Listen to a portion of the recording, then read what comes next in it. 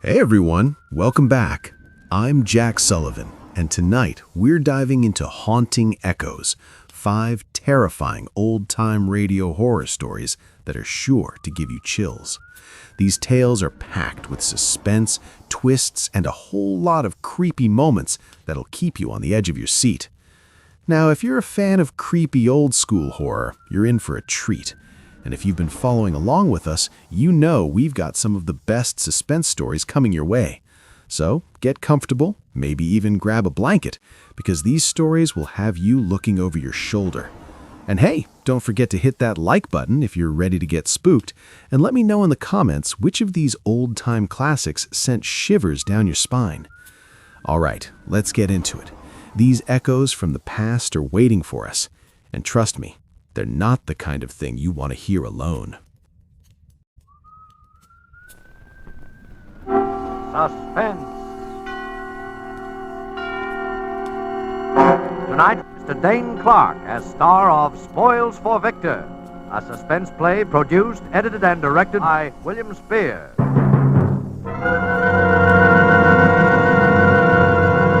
Suspense.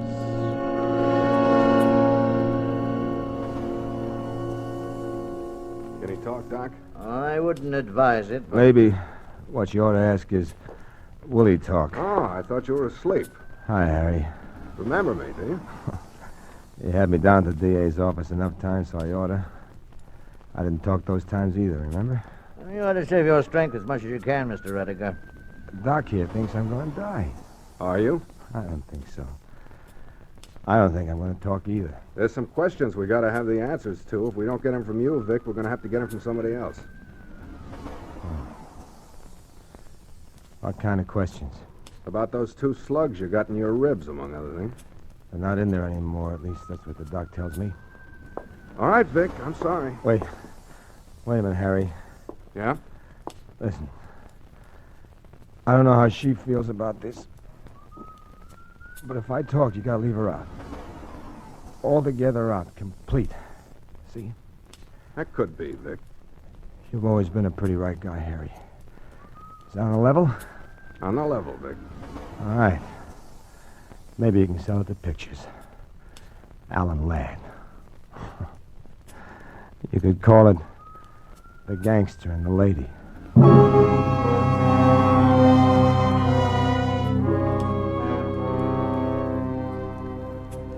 You know the mob.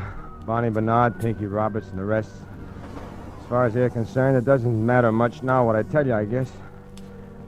We were never big operators, nothing really big time, but we always had plenty of money in our pocket most of the time. But this time I'm talking about, the dive had been pretty long. My pants were getting shiny in the seat, my shoes were getting holes from walking instead of riding, and even Barney was getting a little rusty looking.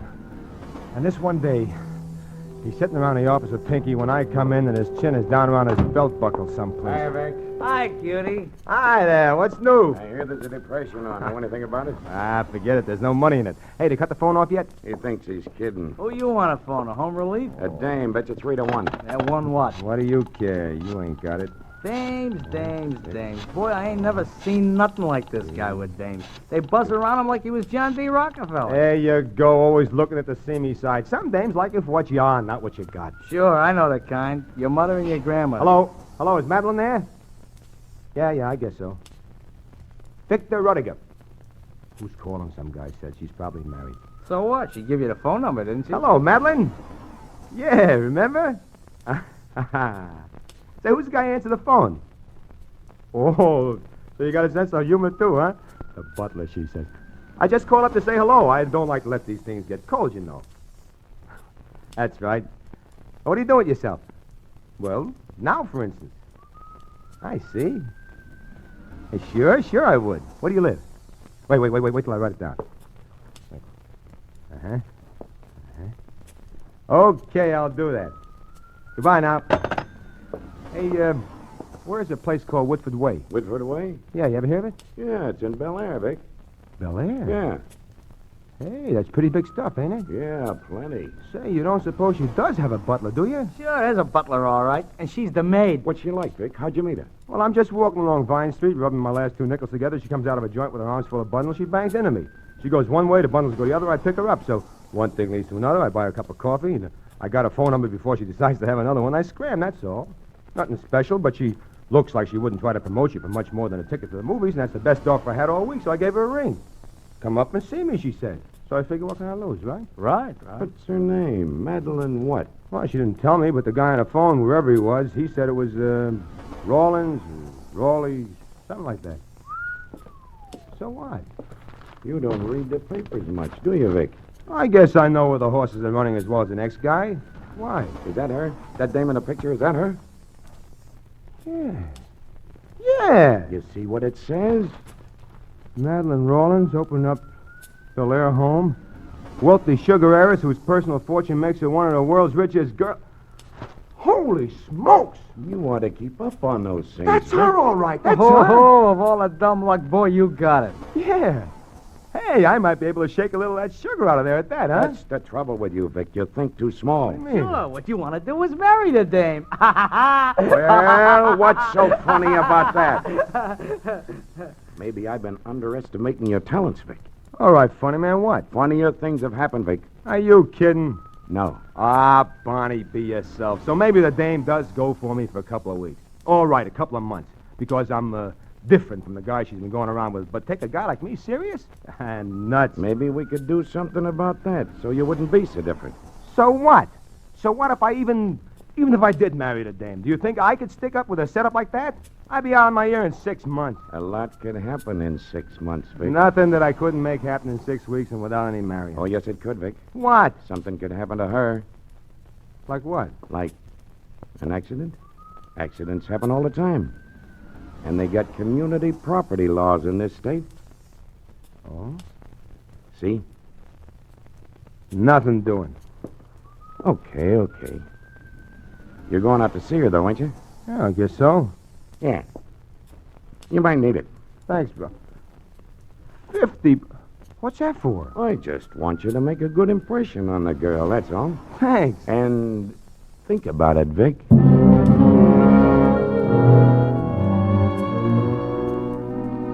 I did all right. I guess it's all I did think about the whole of that first afternoon I was out there to see her.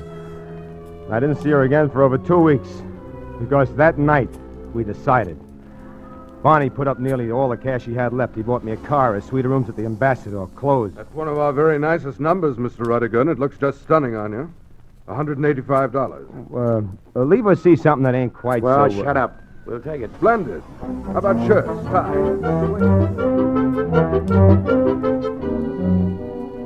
I went around places. We hired a publicity agent. I was supposed to be a wealthy young oil man. We even hired a guy to try to teach me to talk better. All right, Mr. Rediger. Repeat after me, please. The house of Murphy features turtle soup and oyster stew. No, Mr. Rediger. You have it just backwards. Yeah? Turtle soup and oyster stew. Turtle soup and oyster stew. Again, please. The house of Murphy features... No.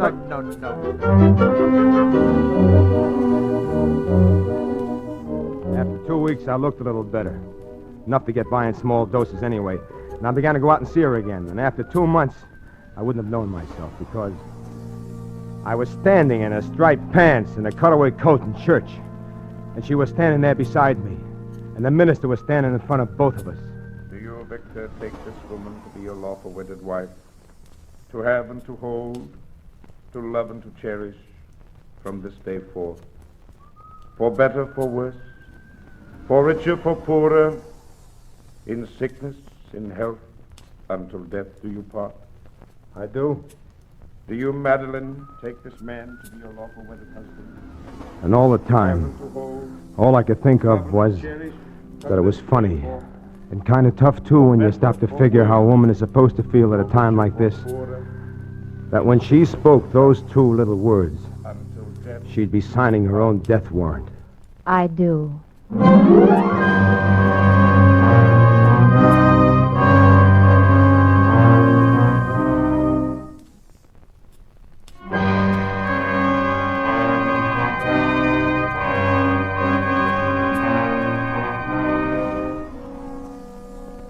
In 6 months, Bonnie and Pinky and me were going to be rich.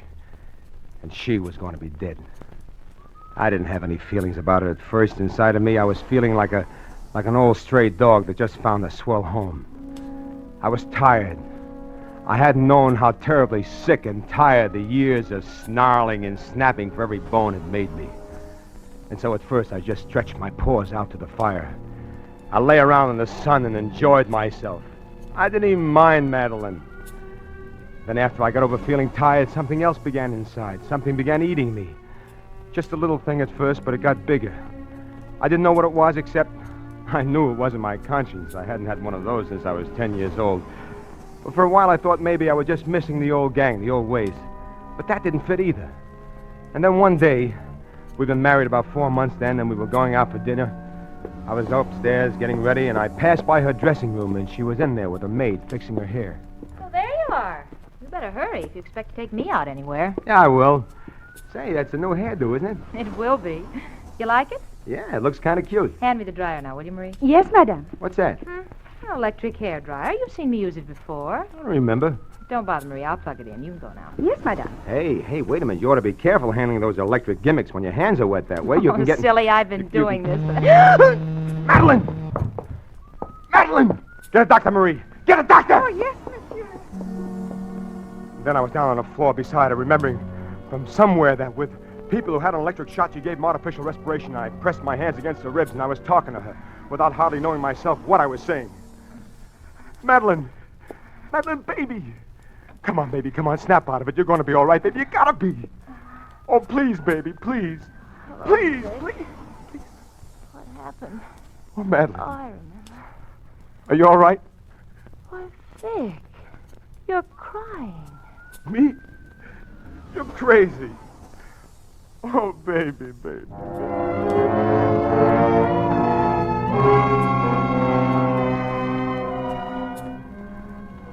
So there it was. So now I knew. Because if I just stood there, she'd have died. But I couldn't stand there. Not for all the money in the treasury could I have stood there. Because I was in love with her.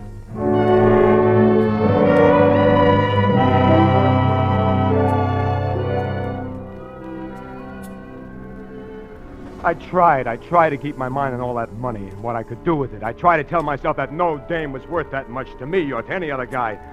And all the time I was going nuts. I wasn't fit to be living with wild animals, to say nothing of a girl like Madeline. Vic, have you decided about going up to Arrowhead this next weekend? What? Huh? Vic, please put down the paper and listen to me. Where are you going? Business. I got a little deal. Oh, it must be quite a deal, Vic, to make you feel the way you have been lately. It is, Madeline. Quite a deal.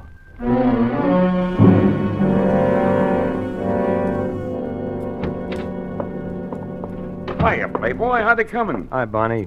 Hi, Pinky. Hi, kid. Hey, you're looking great. Not that you hadn't ought to be. Yeah, we missed you, Vic.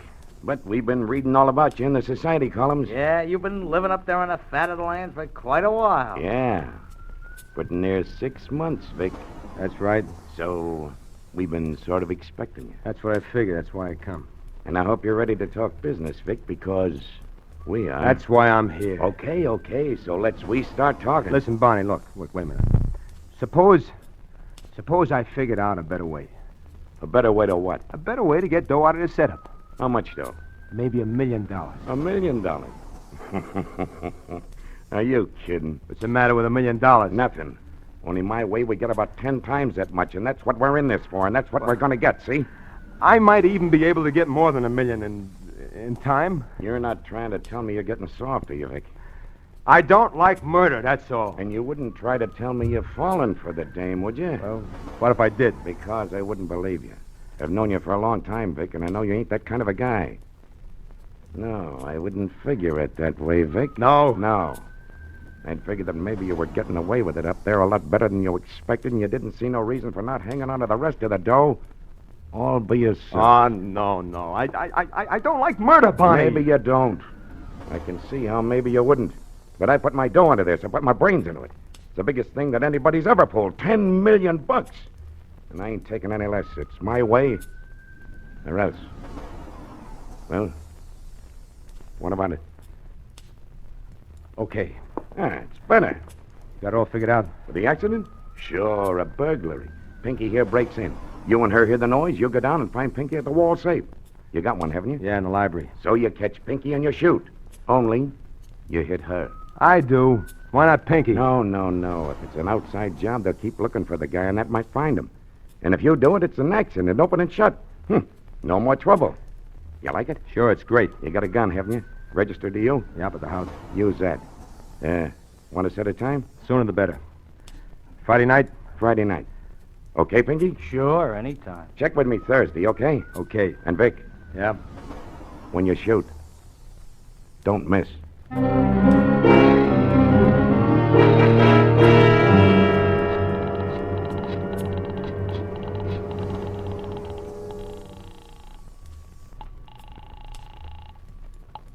Hello? Hello, Helen. Yeah? This is Vic. Victor Rudiger. Vic! Why, you old so-and-so. I never thought I'd ever hear from you again. Look, Helen, I want you to help me. Why, sure. What is it? I wouldn't ask you, Helen, but I'm on a spot. Yeah, I was on a spot once, too, remember? What do you want? You're a good kid, Helen. Now listen. I can't tell you over the phone, and don't talk to anybody. Not to anybody until I tell you. But what are you doing Friday night? Whatever you say. Okay, I'll be in touch with you. Remember, Friday night.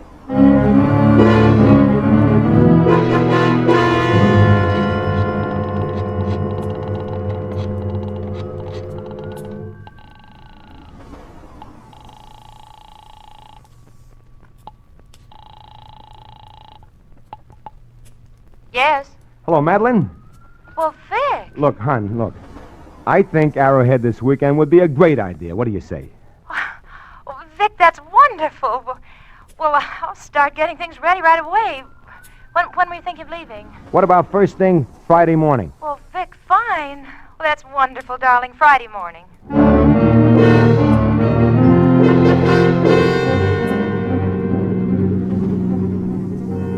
It's about 90 miles to Arrowhead, and I usually make it in 2 hours easy the way I drive. But this time, I guess my mind was on almost everything except my driving. You made up your mind pretty suddenly, didn't you, darling? About what? Oh, About coming up here.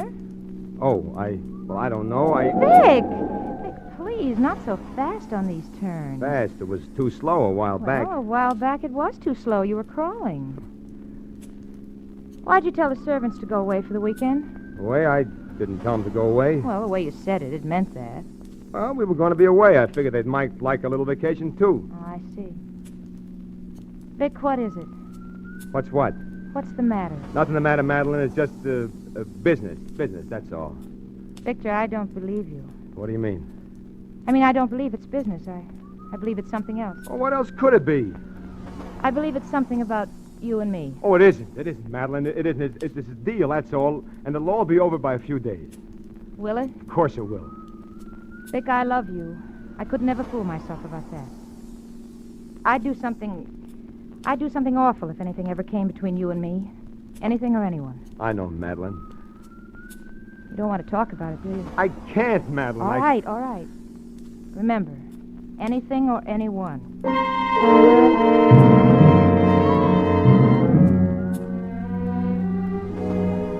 We got up to the cabin around noon, and I helped her unpack, and we changed, and I moped around a couple of hours stalling.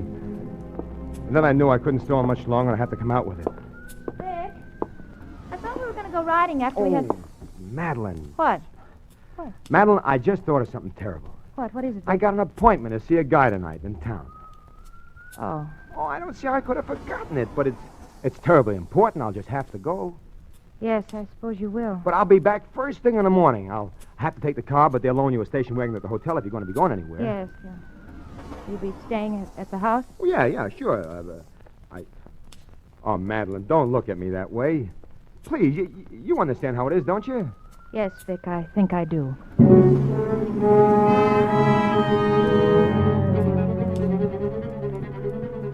I drove on down feeling like the world's worst heel and scared and excited, too. I called Helen and told her how to get out there and where to leave her car and how to get in without anyone seeing her in case they were already watching a joint. It was good and dark, about 8 o'clock when I let her in. Am I on time? Sure, swell. Boy, what a dump. Yeah, it's quite a place, isn't it? It's awful empty, though. I had an idea it was kind of a party or something. It is, kind of. The people I'm expecting will be along later now. Come on up this way. Gee, Knew you'd married into the gravy, Vic, but I didn't know it was anything like this. You coming here? Now, what's this? Bedroom, dressing room. So this is what rich people call a bedroom. Look at the mirrors. Yeah, look. Helen, can you put your hair up over your head? Huh? You know, that sort of crown business on top? Oh, like this? Sure. Yeah. Is that part of the act? Yeah, that's it. And while you're at it, put on this nightgown, will you? And the dressing gown, too. And there ought to be some slippers in there that will fit you. Now, wait a minute. Oh, now, wait a minute, Helen. It's nothing like that. I'll wait outside. Vic, it is one of those divorce things, is it? No, like I said, it's a sort of a gag. Okay. You're the doctor. And what's that? Phone Aren't you going to answer it? probably isn't important.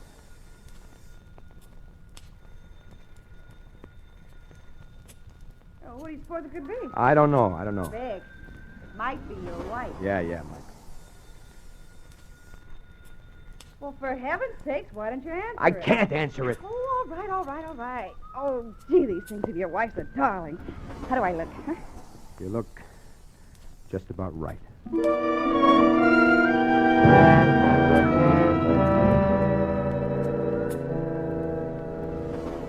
I hated the part about Helen, but I know I didn't stand a chance in the world of getting Barney inside unless he thought he was seeing Madeline. He'd never seen her except from a distance, and that lousy newspaper picture. And what with the hairdo and all, Helen looked pretty good. And after a while, I went around the house. I put up all the lights, and after that, we had to sit in the dark. I didn't even dare talk to Helen anymore. Pretty soon, she just went to sleep. And I waited. And I heard the clock in the downstairs hall strike 4. And then right on the dot, I heard what I've been waiting for. Helen, wake up. What time is it? Come on, the people are here. Yeah, all right. Aren't you going to put on the lights? When we get to the library, now you stay right behind me, and as quiet as you can, and I'll shine the flashlight so you can see. I can see. And when I go in, you come in right behind me, close the door, and just stand right there, right against the door. All right. All right, here we are. All right, Pinky, drop that gun. What's the idea, Vic? Just not taking any chances. Drop it! Now kick it across the floor, over to me. Bonnie outside? Yeah. Alone? Yeah? I want you to go to that side door where you came in and whistle to him. And when he shows, tell him we need him in here. And that's all. Anything more and I shoot. Understand? This ain't right, Vic. When this happens, I want Barney in here. Just in case. You wouldn't want you and me to be the only suckers, would you? Well, that's right, too. All right.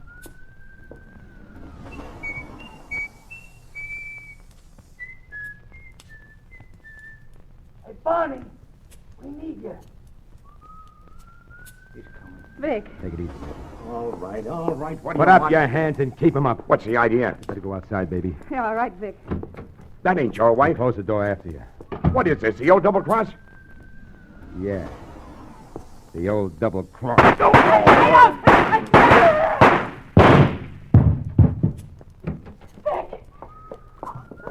Oh, Vic, you killed him. They broke into my house. They were burglars. But that's Barney Bernard. They broke into my house. Oh, Vic, I don't want to be mixed up in anything. You're not going to be mixed up in anything. Nobody saw you come. Nobody will see you go. Is that why?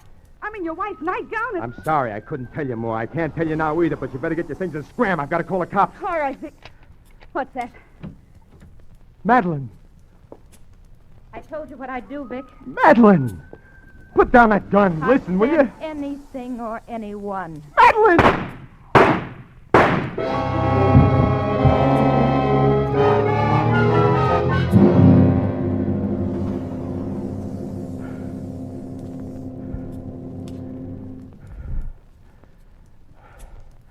There it is, Harry. But remember, you said the DA's office would lay off her. That's right. You better lie down there. Look, Harry, do you think the way it was, it might make a difference How? to her? Yeah, Vic. Yeah. I think it might.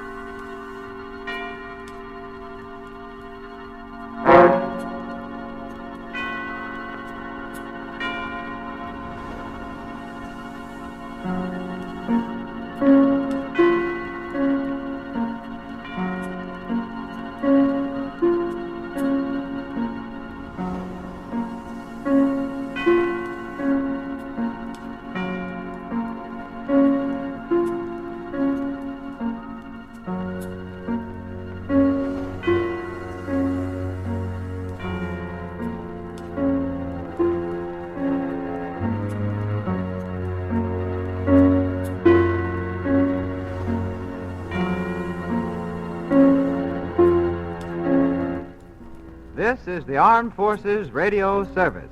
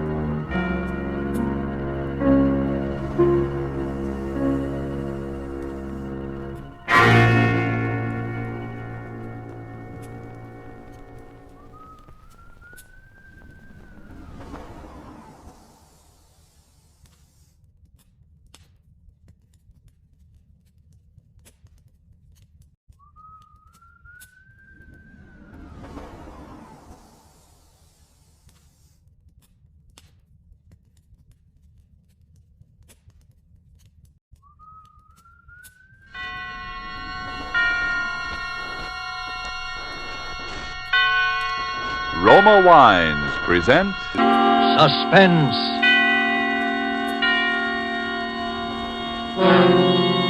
Roma Wines, made in California for enjoyment throughout the world. Salud. Your health, senor. Roma Wines toast the world. The wine for your table is Roma Wine, made in California for enjoyment throughout the world. This is the Man in Black, here for the Roma Wine Company of Fresno, California, to introduce this weekly half hour of Suspense. Tonight from Hollywood, Roma Wines bring you Miss Michelle Morgan, Mr. Philip Dorn, and Mr. George Coulouris in a suspense play dealing with a painting of a beautiful woman, and with a lover, and a husband, and with an assassination for which only the death of one of these three could atone. And so with Portrait Without a Face, and with the performances of Michelle Morgan as Colette, of Philip Dorn as the artist Paul Degel, and of George Coulouris as Charles Garveau, we again hope to keep you in suspense.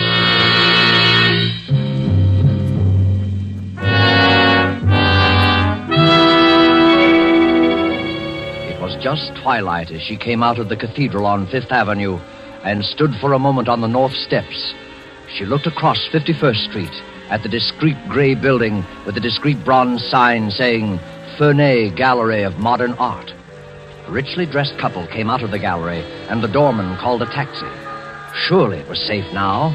The crowds must be gone. She hurried across the street. Good evening. The gallery's still open for a few minutes, isn't it? Well, I'm sorry, miss. It's just closing up now. Oh, you can't be. I've come all the way from Boston, and Well, I'm sorry, miss. We're half an hour past closing now. We open again at 11 tomorrow. 11? But I can't possibly wait over. Do you think $5 would... No, miss. I could even go as high as 10. No, miss. I could even go as high as... No, miss. Oh, but there's a picture on exhibit that I must see. I'd stay only a moment. I must see it, really. It's called... I know, miss. It's called Portrait Without a Face. Half of New York was in to see it today, and the other half will be in tomorrow. And if you'll excuse me now... Wait a moment, please. Have you seen the picture? Me? What did I be doing looking at pictures? Waste of time. But I can tell you this. Sure got people talking. One of those critics was in here this morning, and you... hold on, miss. Maybe you can go in after all. You see that man coming down from Madison Avenue? That's Paul Degel, the artist who painted the picture. Now, maybe if you would ask him... Degel? Oh, no. No, thank you. I've changed my mind. I'll come back some other time. Taxi! Taxi! Some women like to drive you crazy.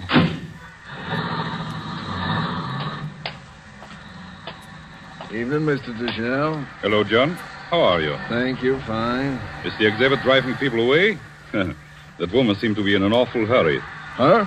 She was trying to get in, sir. In fact, she offered me $5 What? if I... She offered me $5 if I'd let her in, and then she raised it to 10. And Wait. She offered you money? Did she want to see Portrait Without a Face? That and nothing else, sir. She was pretty insistent about it, too. She must have known about your work in France, Mr. Degel. Had quite a foreign accent. Foreign accent, you said. John, is Mr. Fernet in? Well, yes, sir, he is. He's in the back. There's some men with him. Good. I want to see those men. I want to see them immediately.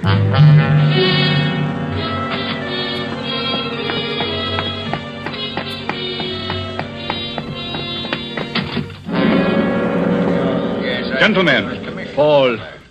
Gentlemen, the woman we were looking for was here tonight. Really? Paul. Yes, I'm sure of it. I missed her only by a moment. With every brush stroke I made on this canvas, I knew I was bringing her into our hands. I knew she would have to see that portrait. She had to know how much I knew. I know, gentlemen, she will be back. Paul? Yes, Henry? Will you still have the courage to finish the job when the time comes? When the time comes, I'll kill with as little conscience as I would shoot down the Nazis who have taken France. That portrait is without a face, gentlemen, because I couldn't see her face. But she will return and supply that feature. Then we will know her for what she is. She will be back. I'll stake my life on it.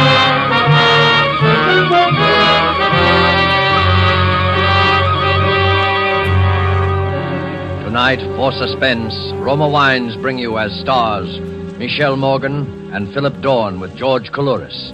You have heard them in the prologue of Louis Pelletier's story, Portrait Without a Face, which is tonight's adventure in Suspense.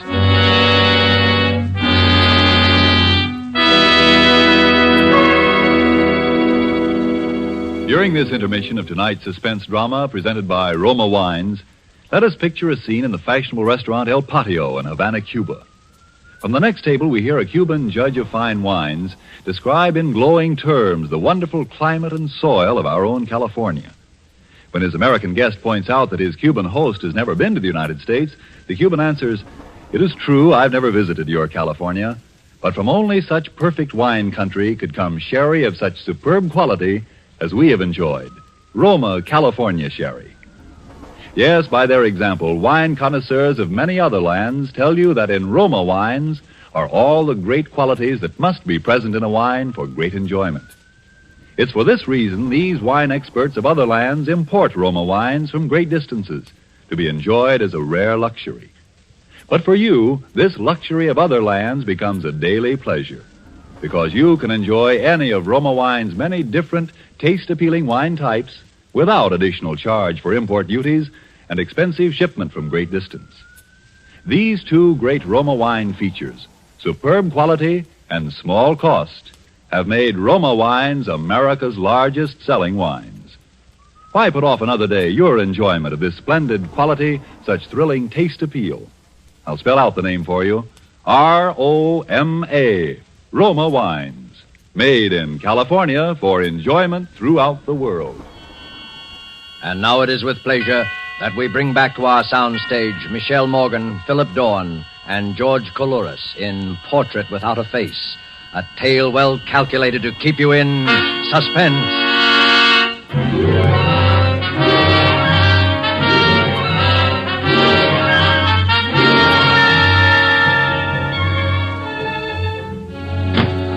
Where have you been, Colette? For a walk, Charles, along Fifth Avenue. I needed a breath of air. You're lying. You're at the Ferney Gallery. Then I'm lying. I was at the Ferney Gallery. You fool. I told you that they'd kill you once they're sure. Yes, you told me, Charles. I'm going to bed. Did you see the picture? I'm going to bed, Charles. Answer my question. No, I didn't see it. What, the gallery was closed? Yes? That's good. Good. Well, drink? No, thank you. You don't mind if I do? I haven't minded what you do since the second week of our marriage, Charles. Really? That distresses me. Well, Colette, Yes? before you go to bed, there's something here I want you to read. What is it, Charles? This art magazine, my dear, that just came on the newsstands today, contains a charming series of reviews of the exhibit at the Ferney Gallery. René Lautrec, the French critic, has done a little piece on the picture that you're so anxious to see. He heads his review, The Murderess. Read it. Please, Read Charles. it. It'll satisfy your curiosity once and for all. Begin here. This portrait. This portrait without a face is no ordinary canvas. This is a portrait of a crime etched on the mind of a man who must have been there to see it happen. One cannot describe the portrait in words, only in action. This way. The artist is sitting in a darkened room. resting from the noise of a party upstairs in the big house. Yes, the reception for General Vauban, Paris, 1939. Go on. The artist is resting in the darkened room. Suddenly there are two shots. The sliding doors to the library open.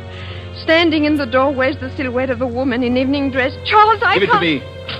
The woman's back is towards the artist. He doesn't see her face. At the woman's feet is a hand outstretched. The hand of a dead man. Who is the man, Colette? Vauban. General Vauban's dead. All this happens in an instant. The picture is photographed on the brain of the artist. A woman in evening dress standing in a doorway, her back turned. That is, portrait without a face. Colette, it's time to move boldly. Paul Degel will have to be put out of the way now. He knows enough to be dangerous. I suppose it's somewhat of a pity to eliminate such a promising young artist. He might have gone places. However, tomorrow morning, you will telephone Paul Degel at his apartment. You will tell him you saw his name in the art magazine. You will ask him where he's been all these years. You will say that you must see him. Your voice, and it will tremble just a little, will convey a message he's been waiting to hear all these years. You love him. After all these years, you still love him.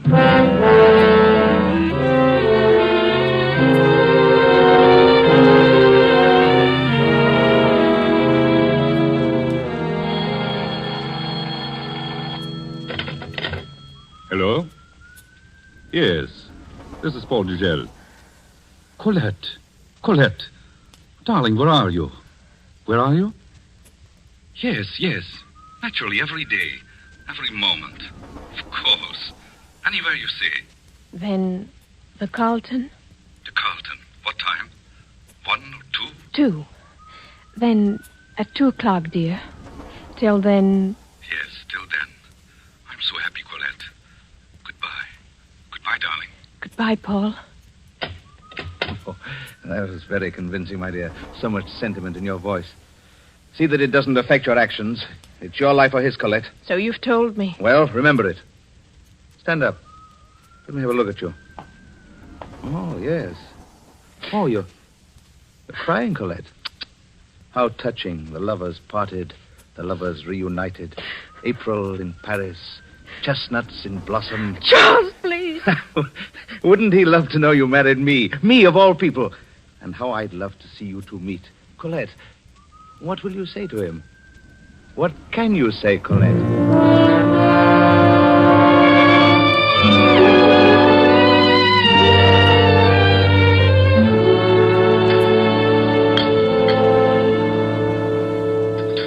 What can I say, Paul?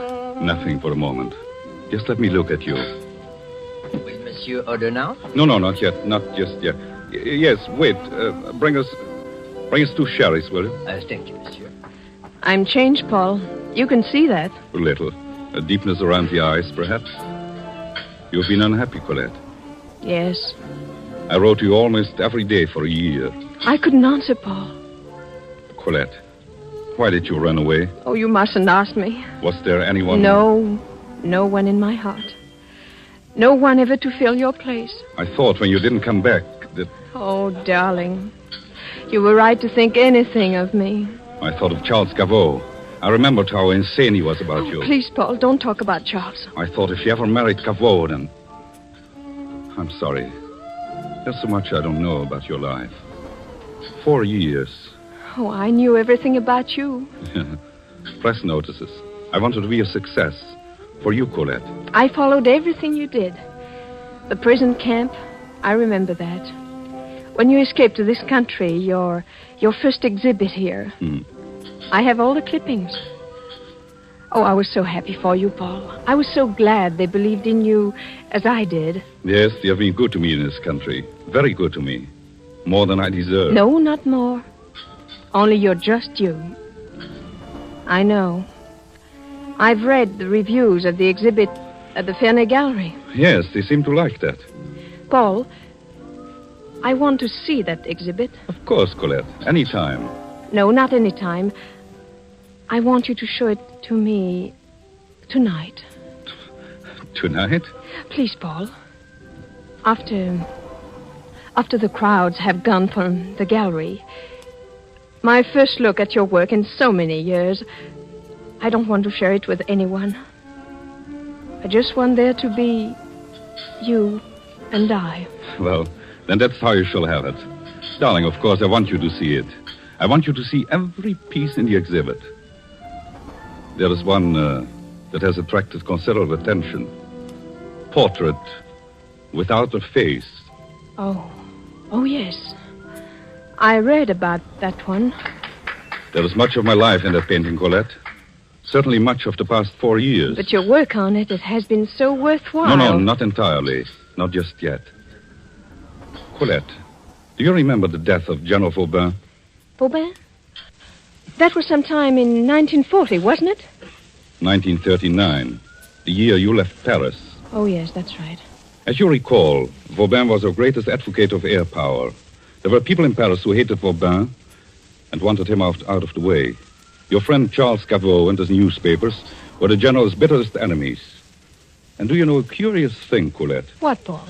Some of the best people in France were duped by Cavau's newspapers into believing that Vauban was an arch-criminal. Yes, I remember. Briefly, some deluded woman fancied herself a modern Joan of Arc and killed Vauban, thinking she was saving her country. A woman? But they say the crime was never solved. It wasn't, but it will be, I think, very soon. Yes, I'm sure that... Forgive me, darling. I hadn't meant to burden you with this. Oh, it is yourself you must not burden, Paul. You have given this matter much of your life. Much of your thought, haven't you? All of my thought, Colette. When I wasn't thinking of you. Or painting. Painting? When I was painting, I thought of you most. I think that in every picture there was something of you. Sometimes the light on your hair. Sometimes the way you hold your hand. Even in Portrait Without a Face? Is there something of me in that one? In that one? 2 sherries, monsieur. Oh, yes, thank you. Yes, Colette. I think that even in that one there's something of you. And it's very strange because you... Well, anyway, tonight you'll see for yourself. To you, darling. To our reunion, Paul.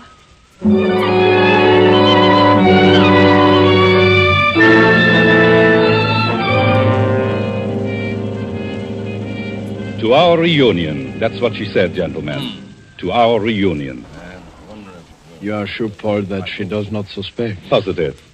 She is utterly convinced that I am as blindly infatuated with her as ever. She is convinced that in my blindness I shall step out upon the stage she has set for me. We shall see who has set the stage. We shall see who portrays the victim. It will take courage, Paul. Perhaps. There are not many who have your kind of courage. No, there are not many who have my kind of hate, or who have waited so long to spend it. But have no fear, gentlemen. You will see that I do not fail. You will be with me tonight. All of you.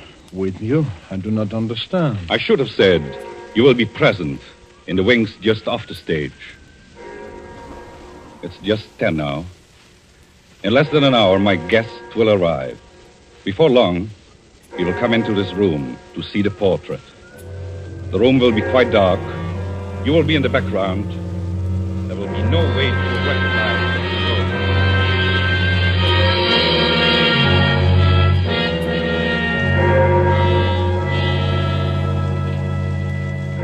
You haven't much time. Are you ready? Yes. Wait, which purse are you carrying? That black one on the table. Hand it to me.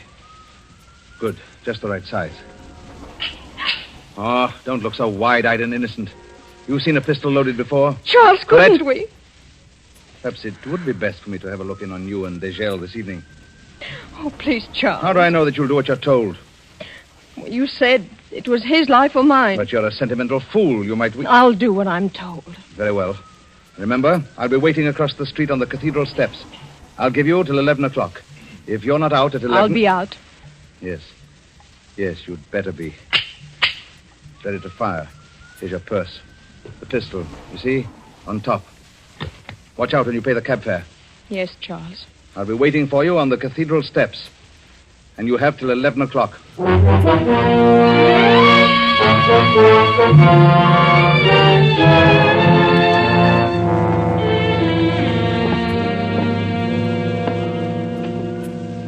you remember this picture, Colette? Oh, Paul, of course. That was the summer we were at Nice. Lovely summer, wasn't it? Oh, so lovely. You see the fishing boat? L'Hirondelle? Remember her? Oh, too well. She made me seasick once. But it was a beautiful summer, Paul. Wonderful summer. Yes. Yes, it was. Well, that's all of the Paris pictures. Now I guess you would like to see the portrait. Yes. Now, I'd like to see it. It's in the next room. They have given it a room by itself. Oh. Take my hand, Colette. I've kept the lights out in there. I want you to sit on the bench, then I'll turn the lights on. And you will see the picture as I saw it. I mean, in my mind's eye. Yes, Paul. This way. No, careful. 2 steps down.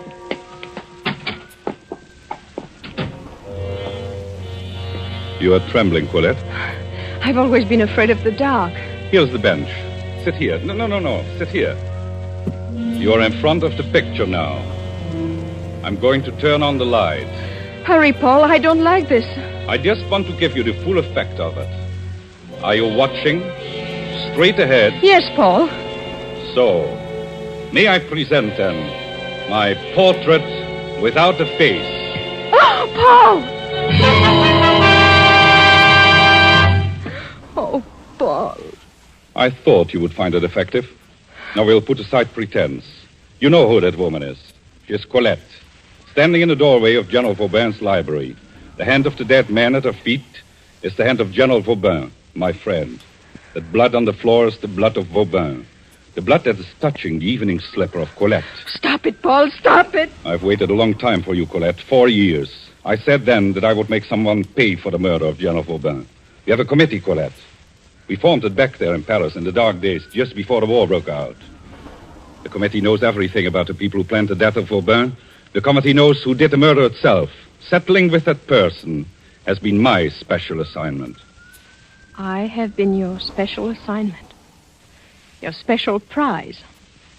Is that what you mean? That's what I mean. Oh, I don't care, really. Not now. You cared enough to want to fight back. You came here armed. Oh, no. Don't open your purse. I took the trouble to remove the pistol while you were taking off your coat. No, not this one in my right hand. That's mine. This one. This pistol here. It is yours, isn't it? Yes. French make. Did Charles give it to you? Charles? Yes, Charles. I knew you married Charles. I found it out just before I lost track of you 2 years ago. I knew you married Charles, and I knew why. And you told me this afternoon. Yes, I made you believe that I didn't know about Charles. I want you to come up here to the gallery. I knew you had to come here to find out how much I knew. Charles was right. He said it was your life or mine. He's very clever, Charles. Do you remember when you first met him? And I warned you away? I remember. You were impressed by Charles and his politically wise friends. But you didn't know that Charles had sold out his country. I didn't know. You had duped him to believing that Vauban was a traitor. Charles dominated your mind. He controlled you as an hypnotist. They needed someone to murder Vauban, so you were chosen. You were to be the savior of France. You exulted in the role, and you believed it. Yes, up to the very last. Up to the last moment. Then I didn't see how I could go through with it. I couldn't bear the thought of killing a man. You're lying, Colette. No, Paul, no, listen to me. I stood there looking at Vauban, the pistol in my hand. He looked up. He started walking toward me, telling me to give him the pistol. I felt dizzy. Oh, I wanted to run away, But I raised the pistol. There were 2 shots. And he fell at my feet. I dropped the gun. Then you opened the library door to escape. Yes. I ran out on the terrace and through the garden. I ran blindly and fell. Then I felt a strong pair of arms lift me up. Charles was there. You told him you had killed Vauban. Yes, I begged him to take me away I needed someone desperately. He promised me to take me out of France and let me forget. Oh, Paul. Paul, turn out the light on that horrible picture, please. The light stays on, Colette. I want you to keep looking at the picture. That picture was painted for a purpose. And now the purpose is going to be fulfilled. Paul, will you believe that I didn't want to kill Vauban? 4 years I've waited, Colette. Now it works out according to plan. I didn't want to kill a man. I didn't want to go away with Charles, but I was in too deep. Paul, listen to me. I've loved you, always. You must know that. After tonight? After you're coming here to kill me? Open my gun, Paul. Open it up. You'll see that it's empty. I took the shells out on my way here. Oh, why don't you do it, Paul? It's true. I knew I couldn't go through with it. Not this time. Not with you. Paul. It's too late, Colette. Paul. Keep sitting on that bench, Colette. Keep looking at the picture. Don't move. I won't, but you must believe me. Paul, wait. Just look at the picture, Colette. The picture. Listen. Please listen. I'm telling the truth, Paul. My gun wasn't loaded. Listen, Paul! For you, Deschelles. And you, monsieur!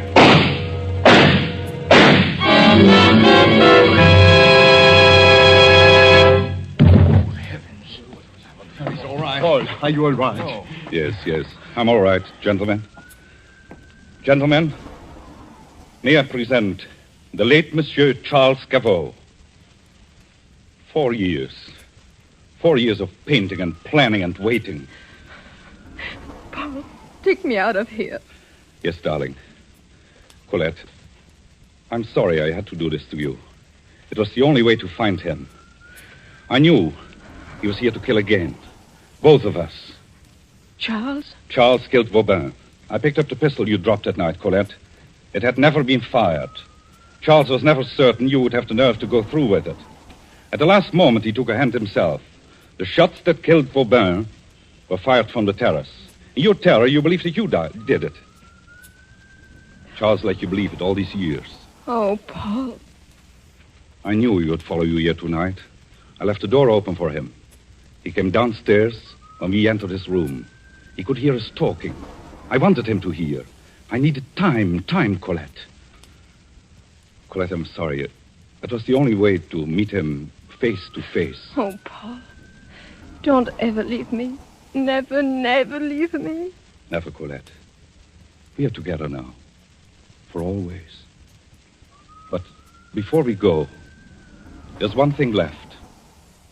You see this knife? For us, that is the end of Portrait Without a Face.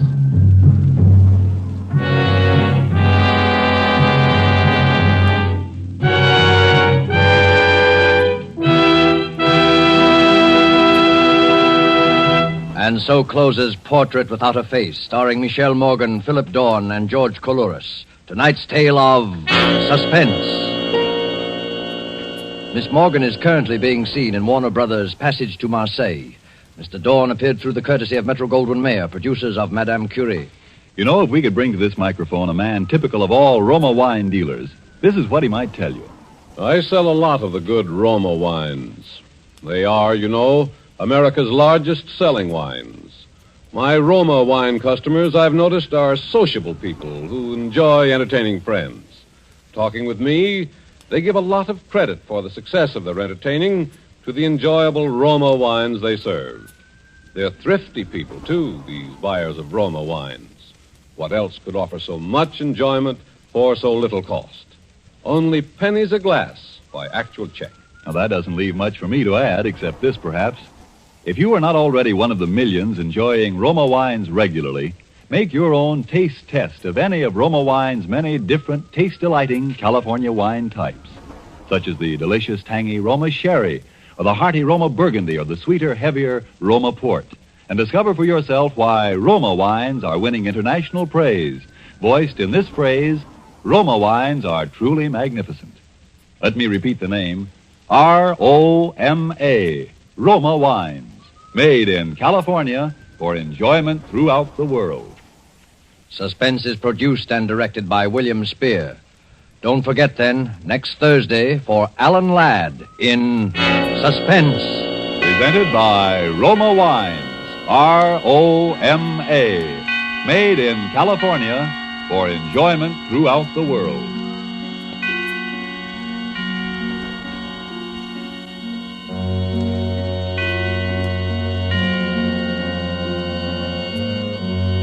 This is CBS, the Columbia Broadcasting System.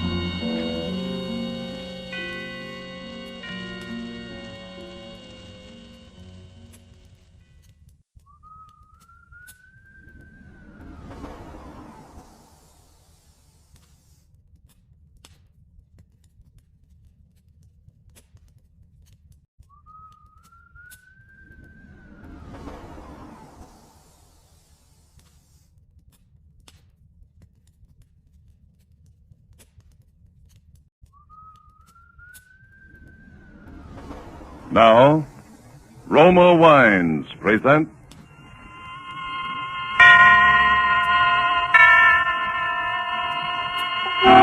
Suspense.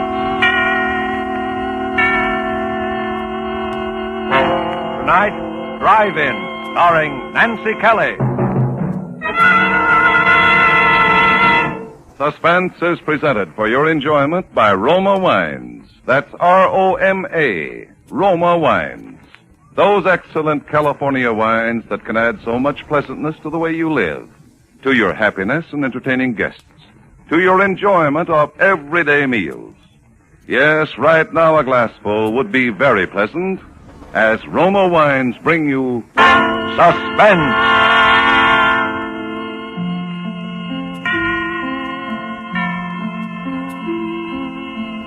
This is the Man in Black, here for the Roma Wine Company of Fresno, California, who tonight from Hollywood bring you as star Miss Nancy Kelly in the suspenseful narrative of a Hollywood working girl who one rainy midnight found death sitting beside her on the ride home. And so with Drive-In and with the performance of Nancy Kelly, we again hope to keep you in suspense.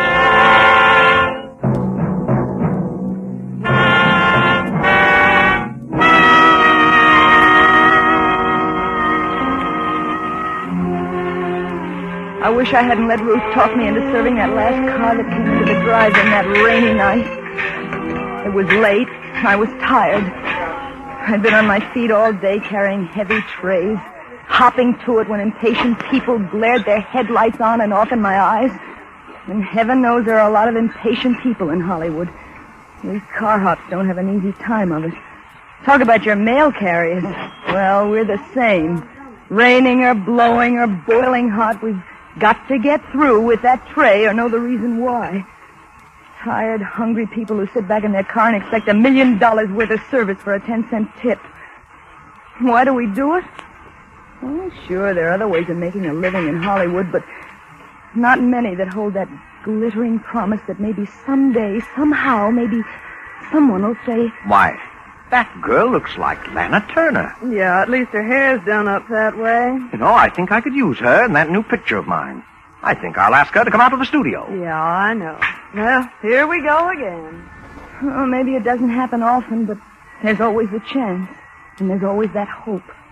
That's what keeps us going, I guess. But there are other things that can happen in a drive-in. Things that aren't on the menu by any manner of means.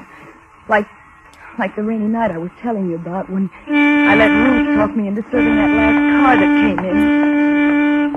Oh, Mildred, please take his order. I've got 3 other cars and I'm waiting for French fries. Oh, look at the clock, will you? It's near midnight. I'm off duty. Oh, please, Mildred, just as one more, will you? I'll do the same for you sometime. But Ruth, Oh, what's the matter with him? Can't he read? Please do not honk your horn. That looks clear enough to me. Well, it's the doctor's car, see? He's probably going to rush. Anyway, you got nobody waiting. Oh, all right. Gee, thanks a lot. Well, it was true. No one was waiting for me. Only the bus that'd take me to Glendale, where I lived alone in an apartment. So I buttoned up my raincoat and I took a menu over to the car. Good evening. Never mind the menu. Just some black coffee, a pot of it, and a ham sandwich. Please hurry it. When I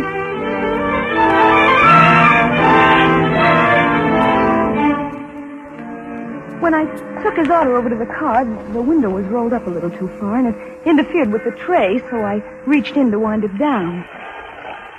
When I touched the handle, it felt wet and kind of sticky, too, but I didn't think anything about it, and I got the tray firmly set. And then I looked at my hand. It was as red as blood. I looked up quickly at him. Oh, I'm sorry. I'm Dr. Morgan. I just had an emergency in the car. Oh, an accident? Yes, Sunset and Vine, quite a crash. I just happened by, and I took one of them to the hospital. Oh, gee, that's too bad. Yes, it was very unfortunate. I walked back, trying to wipe the blood from my hand with a paper napkin. Ooh, it gave me a creepy feeling to have somebody's blood on my hand. Then I went in to wash. I was keeping close track of the time, and I was a little worried for fear the big drive-in clock wasn't right. It sometimes ran slow. So I took a coin from my pocket. I figured it was worth a nickel not to miss that last bus to Glendale. I walked over to the payphone, and I was just about to drop the nickel in when I looked out, and he was leaning on the horn and beckoning to me at the same time. I put the nickel back in my pocket, and I hurried out to him. I'm sorry, but I'm in a hurry, and I haven't time for this coffee to cool off. I'll take the sandwich with me. How much do I owe you?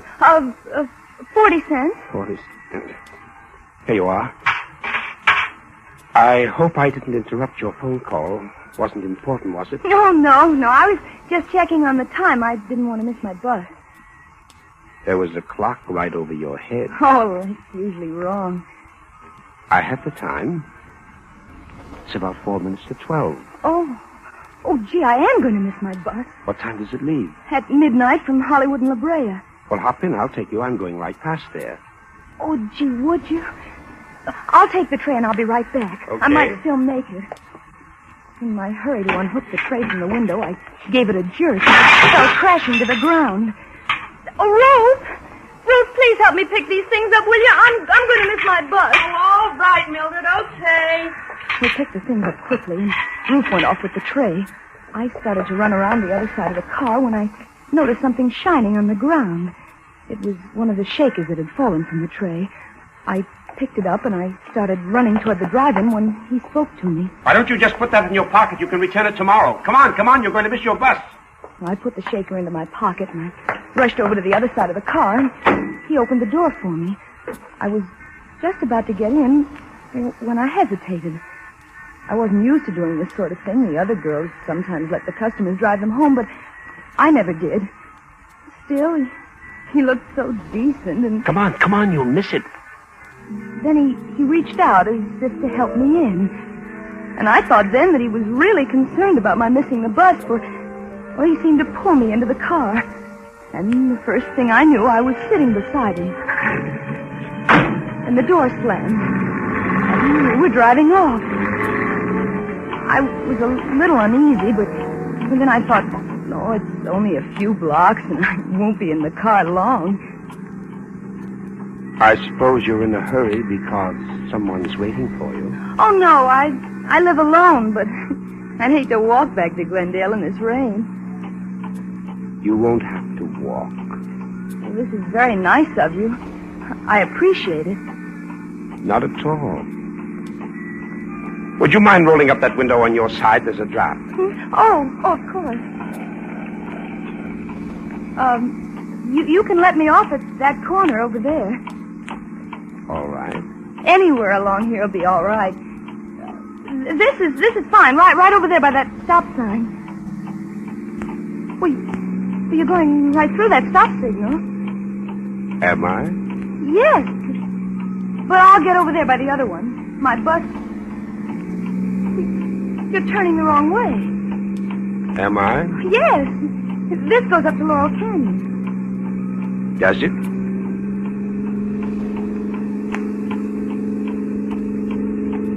You thought you were pretty smart, didn't you? I don't know what you mean. Please let me out of this car.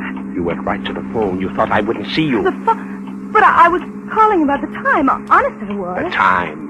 With that clock right over your head? Oh, but that clock's wrong sometimes. Besides, who would I call? Why should I call anyone about you? You were calling the police. Oh, no. Honest, I wasn't. Let me out of this car. You were going to catch a bus. You were going straight to the police. That's where you were going. But why should I go to the police? You know why. No, really, I don't. Because you saw it. You saw his blood. No, you don't. Oh, no. There, you won't need to try to open that door again. Now we'll be getting along.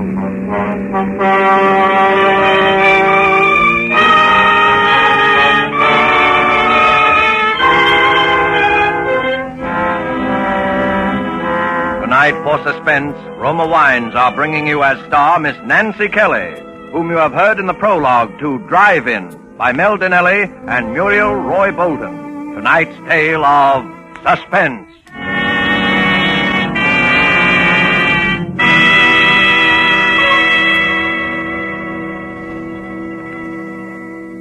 This is Truman Bradley for Roma Wines.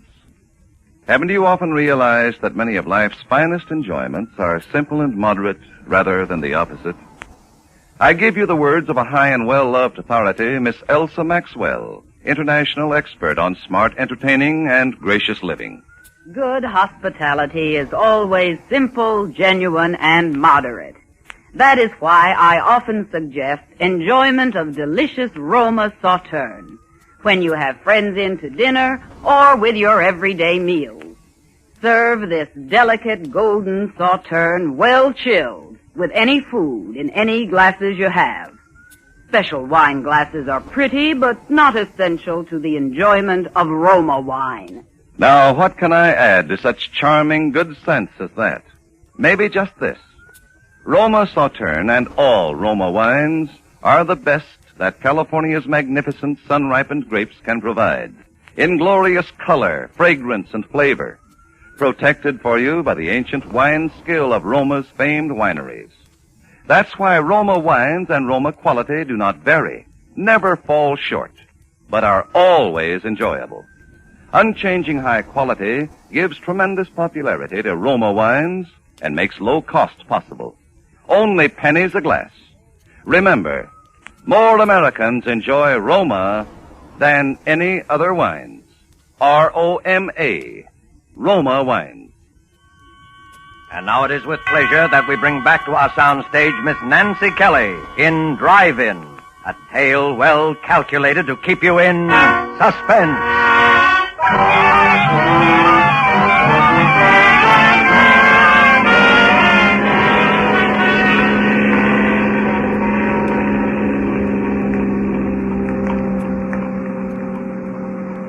After I made that last try to get out, and he broke the handle of the door, all the strength seemed to go out of my body. I just sat there as we drove on.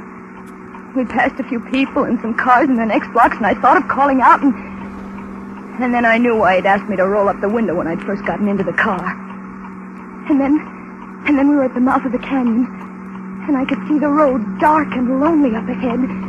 The car twisted and swerved. My arm ached from his strong fingers that had dug into it when I tried to jump out. I looked at him from the corner of my eye. He hadn't seemed like a criminal back at the drive-in, and he didn't seem like one now. His jaw was black from needing a shave, and still his face, well, it wasn't like a criminal's at all. It was so tired. Quit staring at me. Look, I didn't know anything about you. Honest, I didn't. Please let me go.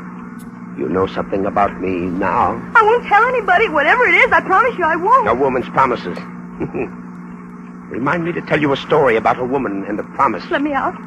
Please let me out right here. It's a long way back to Glendale. Well, that's all the better. It'll take me hours to get back, and you'll be miles away by then. I'm not taking any chances with you, kid. Please. Oh, please let me out. I've got to get back. You said no one was waiting for you. You live alone, don't you? No one will miss you. We both heard the siren then. He looked quickly into the rear vision mirror.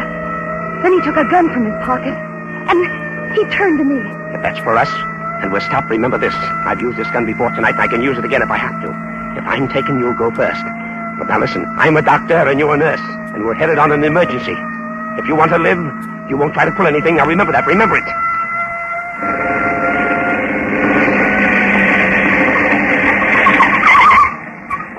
Well, going awful fast for a wet night, aren't you? Followed you all the way up from Hollywood. I'm Dr. Morgan, and this is Nurse Johnson on an emergency call. See your identification. Well, let's see. He fumbled for his pocket with one hand, holding the gun to my ribs with the other. The motorcycle cop looked over at me. I thought for a moment that I could signal him with my eyes. But then I knew he wasn't looking at my face. He was looking down at my white starched blouse, which he could see under my raincoat. He thought it was a nurse's uniform. Here you are, officer. Okay, Doc. Sorry I stopped you. Well, that's that. Hey, wait a minute. Why, what's the matter? I just wanted to tell you. The rain started to slide up there a ways. Better take it easy. Thanks. I will.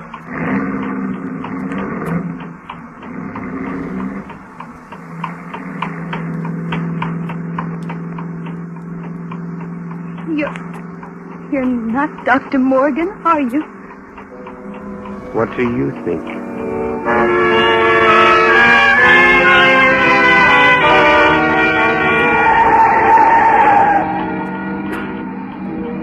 Then we came to the landslide.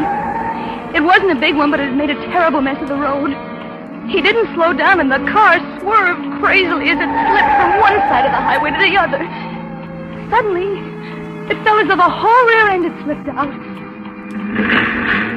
I looked over at him. He was tense. His knuckles turned white as he clutched the wheel. He shoved the car into reverse. I hoped it would never move. And it didn't. We were stuck. Hopelessly stuck. Oh, have all the luck. Suddenly the car was filled with light. A car had come around the curve behind us. This might be my chance. Remember, I still have this gun. Now don't try anything. Hey! We're stuck here. Could you give us a push? Thank you very much. Well, have some California hospitality. Oh, I'll have to get out. I'll have to put something under the wheel. You stay here. There were some bushes by the side of the road. If I could reach them, I could perhaps run up the side of the hill and hide. Then in the morning, I could make my way back down the canyon. I slipped under the wheel, and I carefully turned the handle of the door on his side of the car. I could see him in the mirror. He was at the back of the car. I eased the door gently open. I put one foot out. I was just sliding out when I heard him. You're not going anyplace. Come here. Give me that raincoat. Why? I need something dry to stuff under this wheel. Oh, but You won't be needing it. I hesitated a moment, but he practically ripped it off my back. He wound it into a ball, and bending down, he stuffed it under the wheel. The gun. It stuck out of his back pocket. If I could get it, if I could lay my hands on it. I held my breath, and I reached out. It seemed so far. But I finally touched it. And then I snatched it from his pocket swiftly. Give me that gun. I'm going. You can't stop me now. Can't I? No. No, you stay right where you are. I won't hurt you. All I want is to get home. I'm going, but if you follow me, You're what? I'll kill you. I don't think you will. Oh, yes, I will. You think I'm afraid? Aren't you? No. No, I don't care what happens to you. You're a murderer. You killed somebody. I thought you didn't know anything about I didn't, but I do now, and I'm going to tell the police. Stay where you are. No, don't. No, I'm not afraid. I'll shoot. It's too bad I used up all of those tonight. You could have filled me full of holes. Give me that gun. Now get in the car.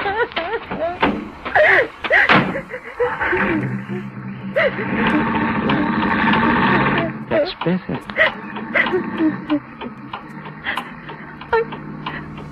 Are you going to kill me? What do you think?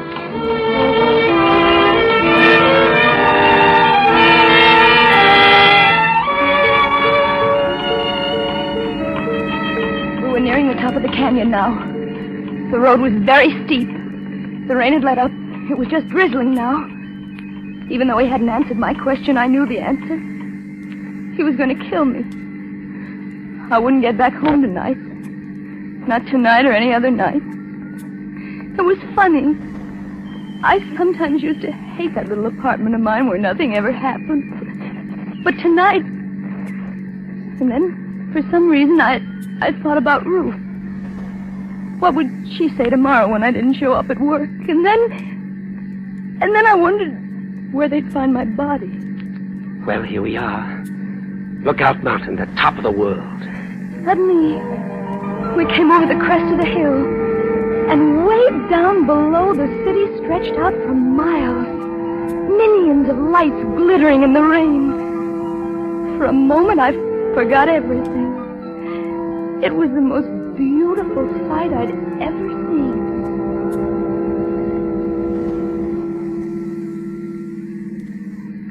Ever been up here before? No. It's nice, isn't it? Oh, yes. I used to come up here with a girl once. We used to sit and talk for hours. Come on. We'll get a better view if we get out. I knew it was foolish to argue, so I followed him. But as he walked over towards the edge, I became frightened. It was such a steep drop. Well, come on. I'm afraid to get so close to the edge. You won't fall. Look. That's Los Angeles over there. That bright line of lights is Western Avenue. I went to school somewhere along in there. I used to get into all sorts of trouble at school. But I got by. I managed. And everyone said I'd grow out of it. And over that way, towards the ocean, that's Westwood. That's where she lived. This girl I was telling you about. That was the best part of my life, I guess. That's when they said marriage and a wife would straighten me out. Marriage and a wife would straighten me out in Westwood, they said. Does your wife still live there? No. She's dead. Oh, I'm sorry. You needn't be. I killed her. Oh, why? Because she couldn't keep her promises. Did you kill her tonight? No. A long time ago. The jury said I was insane. But I think it was the sanest thing I ever did. They put me in an asylum.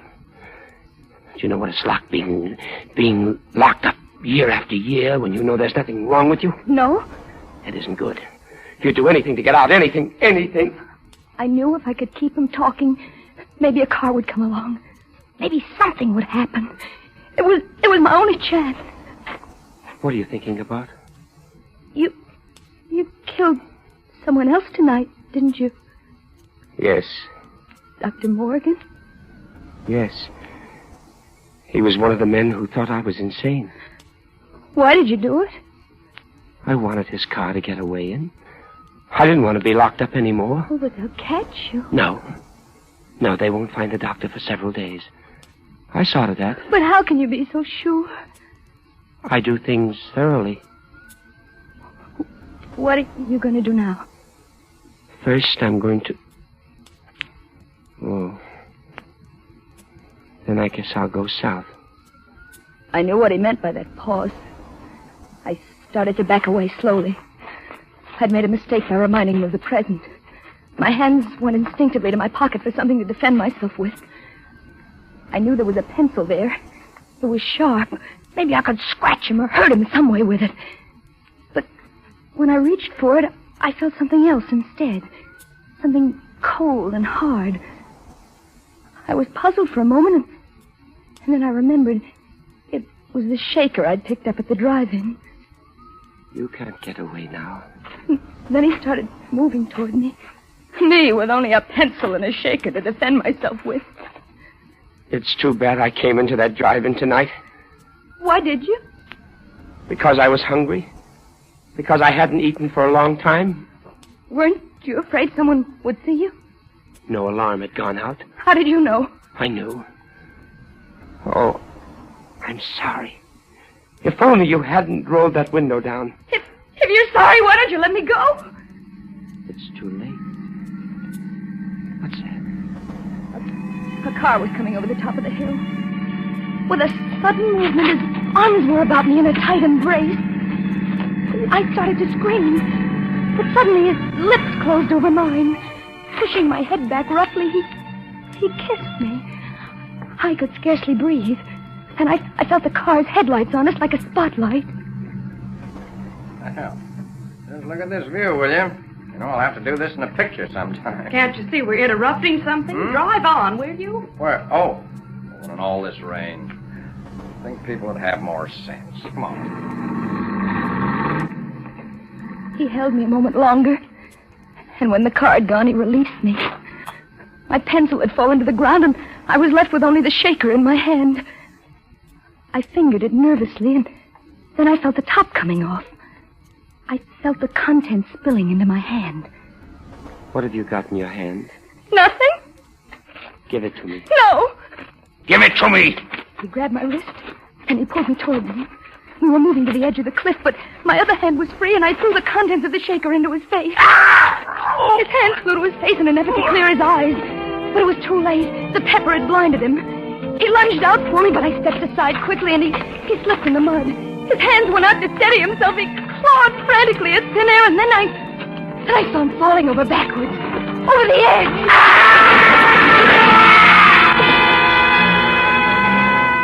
And my strength gave away, and I felt myself sinking down to the ground.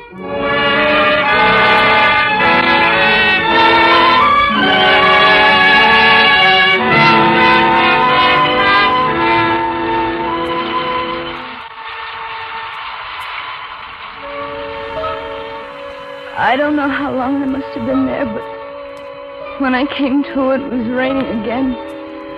I was soaked to the skin, and there was mud caked in my hair.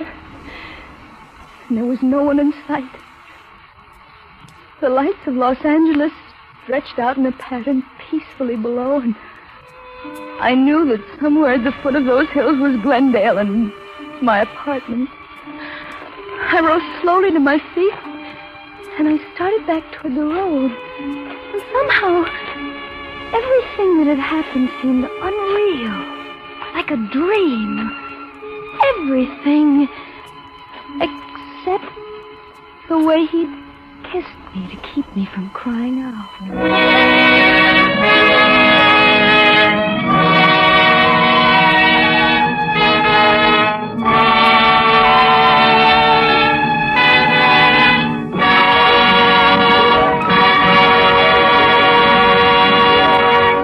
And so closes Drive-In, starring Nancy Kelly. Tonight's study in Suspense. Suspense is produced, edited, and directed by William Spear. We are sometimes asked, why does Miss Elsa Maxwell always say it is smart to serve Roma wine? Her explanation is simple. It is smart to serve Roma wine. First of all, because Roma wines are so delicious, so good with food or any time. It is smart further because Roma wine affords simple pleasure, enjoyment that is truly moderate. Finally, it is smart because it is such an easy and inexpensive addition to hospitality and everyday living. Yes, in every way, it is smart to serve and enjoy Roma wines. They are California's finest, always good, unvaryingly fine in flavor and quality. And remember, the cost is only pennies a glass. More Americans enjoy Roma than any other wines. Roma. R-O-M-A. Roma wines. Nancy Kelly appeared through the courtesy of RKO and will soon be seen in their production, Betrayal from the East. The part of the man was played by Wally Mayer. Next Thursday, same time, we will have an unusual program for you that you won't want to miss. It will bring you in his first appearance as a dramatic actor, Mr. Frank Sinatra. And appearing with Mr. Sinatra will be that incomparable actress, Miss Agnes Moorehead. Don't miss them next week on Suspense. Presented by Roma Wines, R-O-M-A. Made in California for enjoyment throughout the world. This is CBS, the Columbia Broadcasting System.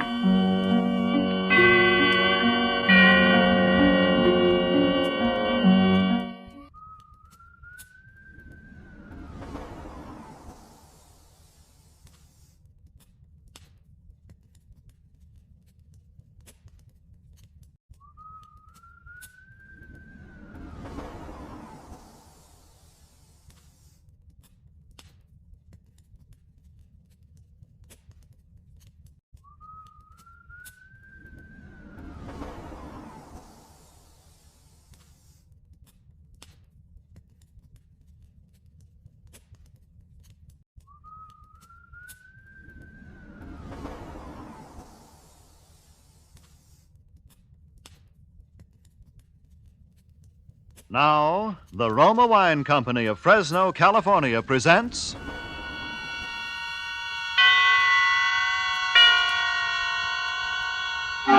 Suspense.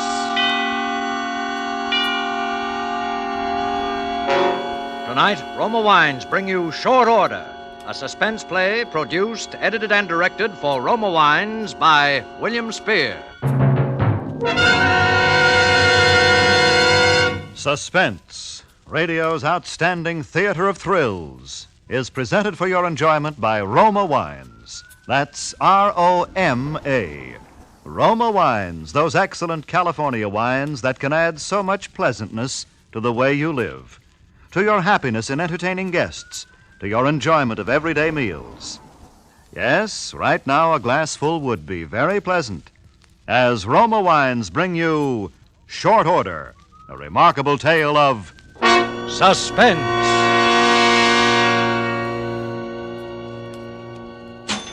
Thank you very much. Come back.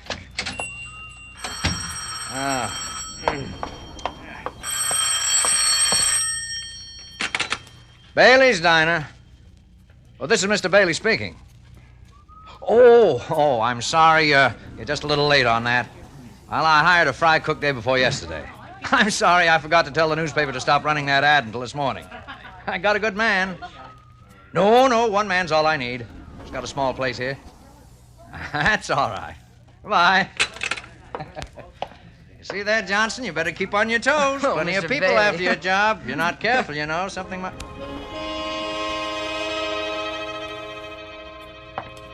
Well, what's the matter? Don't you want to take my money? What? Oh, sure. Yes, of course, sir. 75 out of 1. 5, 1. Thank you. Okay. Hey, Johnson. Lord, did you see that man's face? Yeah, you're telling me. It's enough to haunt your dreams. Kind of made you nervous, didn't he, Mr. Bailey? Well, after all, it's kind of a shock to look up and see you. Yeah, I noticed you hung kind of close to that gun you keep under the cash register. Oh, did I? Automatic reflex, I guess. Oh, the poor guy. I ought to be ashamed.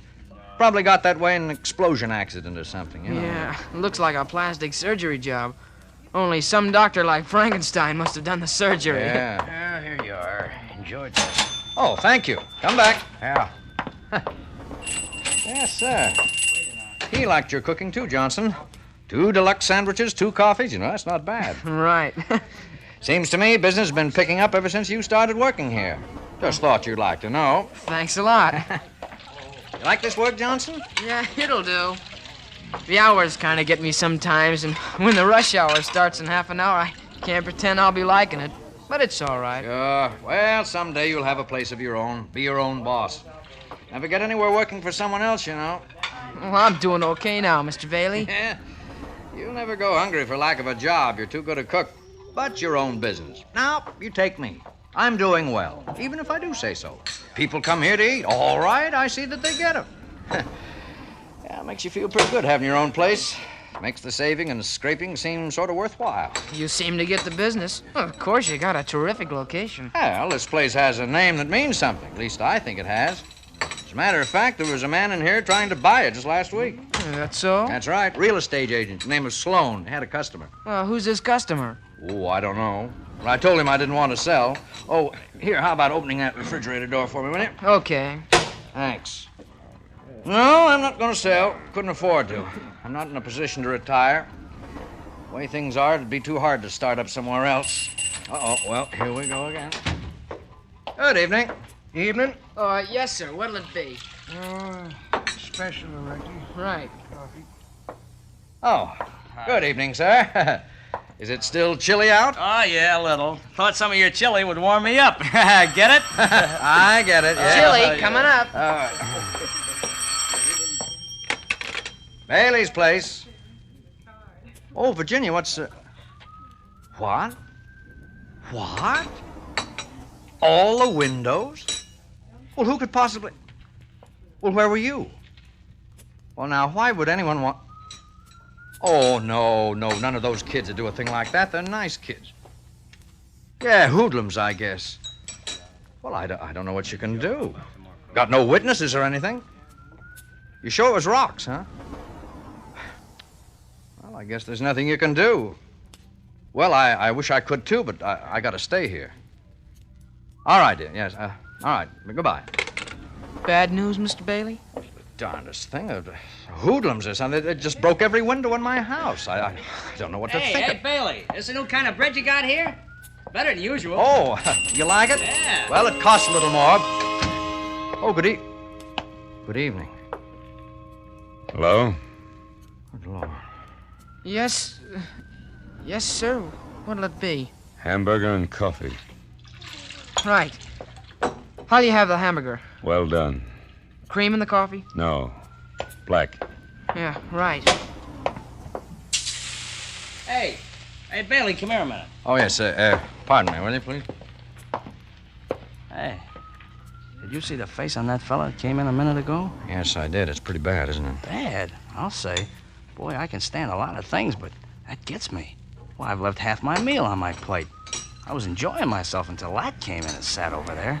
Then I didn't want anything more. Oh, that's too bad. Oh, look, don't pay. No. It's not your fault. Maybe mine. Gee, how do you suppose he got that way? Oh, a burn, perhaps, or maybe some other kind of accident. I wouldn't know. Oh, boy, that's the worst I ever saw. It's too bad, whatever happened. Sure. Well, yeah, too bad. Yes, it is. Ketchup. Okay. Here you are. What? This little paper cup, where's the bottle? Sorry, but ketchup's hard to get. That's all we can serve anybody. Oh, profiteers. Will there be anything more? No. Okay. Your check and pay at the desk. Thank you. Hey, Mr. Bailey. Yes, Johnson. How's your luck? Well, sometimes good, sometimes bad. Why? The way I figure, somebody around here is sure gonna need plenty of luck. Why? I don't know. I just got a feeling. If that isn't bad luck for somebody sitting back there at the counter, I'll eat this grill here. And I never saw a recipe for making a steel grill tender.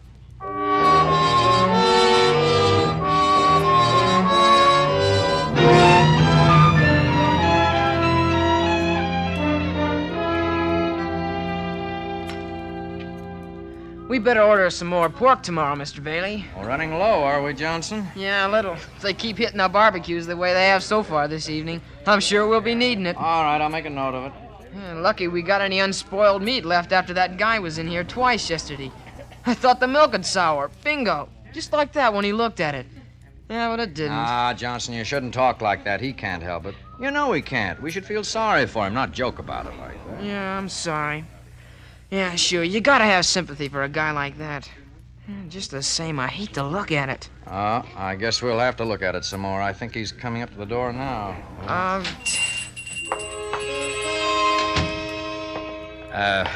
Good evening. Hello? Yes, sir. What'll it be? Hamburger and coffee. Make the coffee black. Right. Make that hamburger well done. Okay.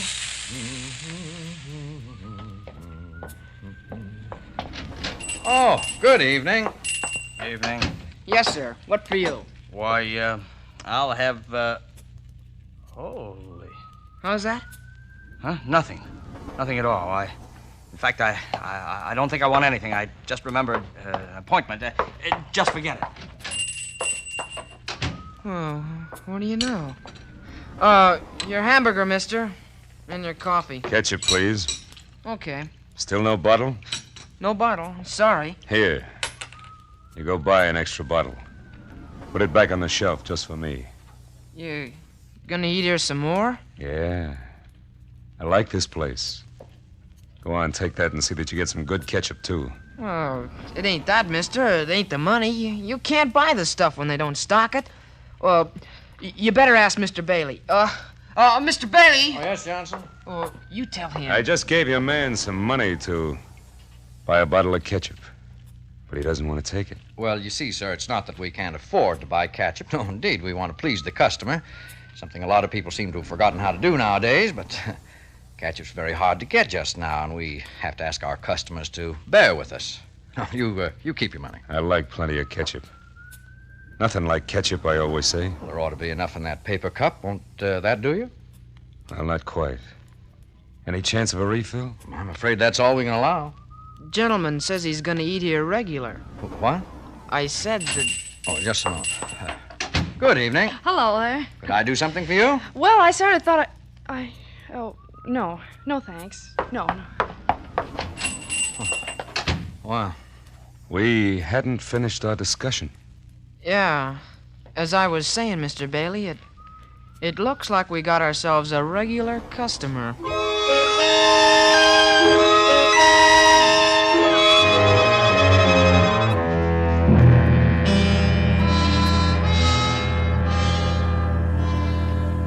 Three evenings now that he's been eating here, Johnson, and I wish you'd take a look at the figures.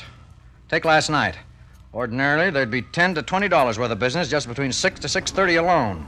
From 6 to 10, how much? $1.35. Yeah, I know. Some of them won't even order.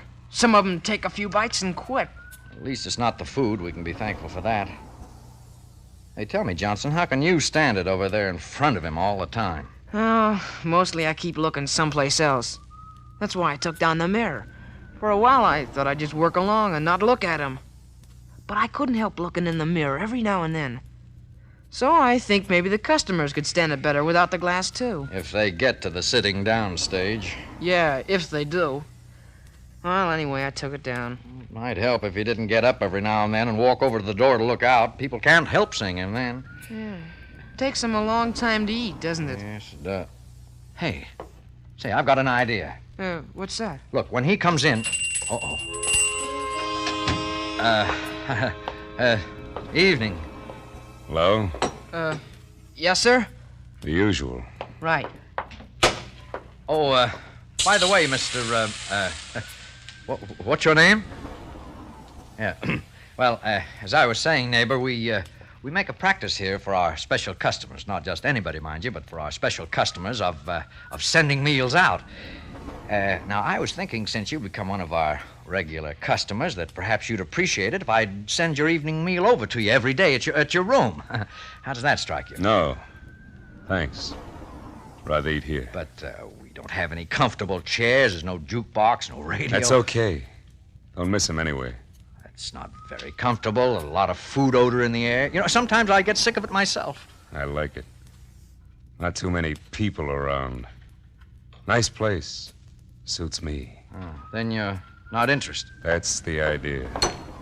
Hamburger and coffee. How about... Yeah, the ketchup. Here it is. Good. Nothing like ketchup, I always say. By the way... Yeah? Look for me about noon tomorrow. I think I'll be taking lunch with you from now on. Every day.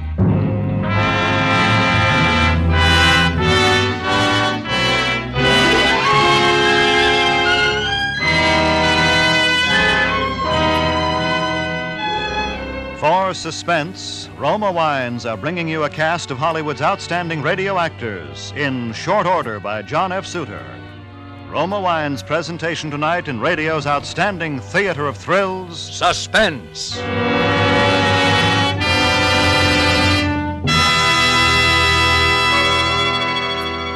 in the acts of suspense, this is Ted Myers for Roma Wines. Elsa Maxwell is an acknowledged expert on the niceties of dining and entertaining. Recently, she said, "Gracious little touches can do so much to make meals more enjoyable. Dine by subdued light. If possible, adjust radio or phonograph for soft, mellow music. And as the crowning touch, serve well-chilled Roma California Sauterne." A most excellent idea from Miss Maxwell. Good Roma Sauterne is pale gold, delightful in bouquet, and even more important, exquisite in taste. Created in the Roma tradition, Roma Sauterne is always unvaryingly good. The goodness of luscious grapes selected at peak of flavor richness in sunny California's choicest vineyards, carefully pressed, then unhurriedly guided to perfection by the ancient wine skill of Roma's famed wineries. Good Roma wines are always delicious, yet cost only pennies a glass. Remember, because of uniformly fine quality at reasonable cost, more Americans enjoy Roma than any other wine. R-O-M-A, Roma Wines. And now, Roma Wines bring back to our Hollywood soundstage Joseph Kearns as Bailey, Conrad Binion as his assistant Johnson, and Gerald Moore as the stranger in Short Order, a play well calculated to keep you in suspense.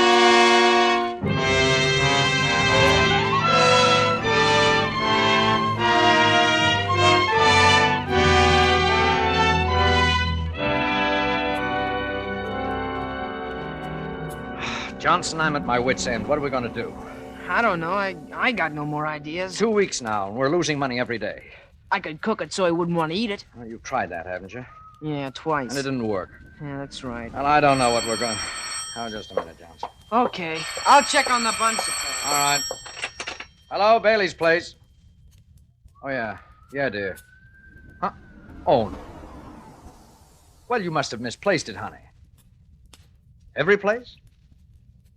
Well, how much was in it? Oh, no. Well, what are we going to do for the rest of the week? But I can't, honey. I really can't. Why, about $3 or something? I don't know.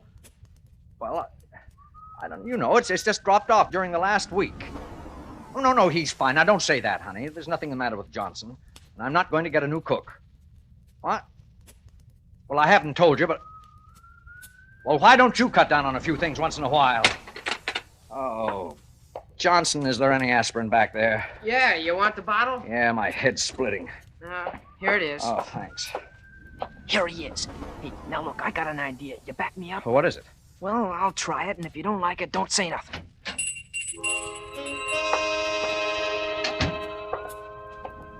Hello?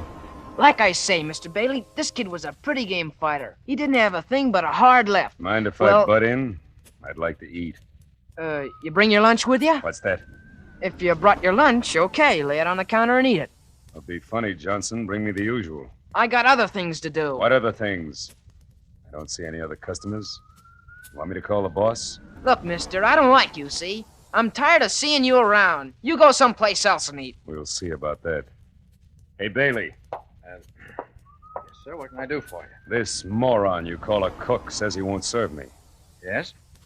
Well, do something about it. What do you want me to do? Tell him to serve me, or else have him fired. Well, Johnson's a good cook. Good cooks are scarce nowadays. What is this? Are you standing up for him? I just told you, good cooks are hard to get. What about customers? Well, it's too bad, but I see. Well, look, both of you. I came in here to get something to eat, and we're going to get it. I have to sit here all night. Suit yourself. Yes. Oh, I'll get it. Bailey's place. Yes, dear, I am, but... What? Wrecked? Where? Were you in it? Were you hurt? Oh, in front of the house. Oh, I don't know what's happening, Virginia. It just seems every time... Well, of course, I'm glad you were in the house when... Well, how bad was it? Almost a complete wreck. Well, could they find out anything from the driver of the other car? Did he have any insurance? Oh, they never do they? Well, no, I'm all right, dear. I'm Just almost out of my mind is all. It's getting so I'm afraid to answer the phone. Well, we'll just have to do without a car, that's all. Oh, I'm sorry, dear.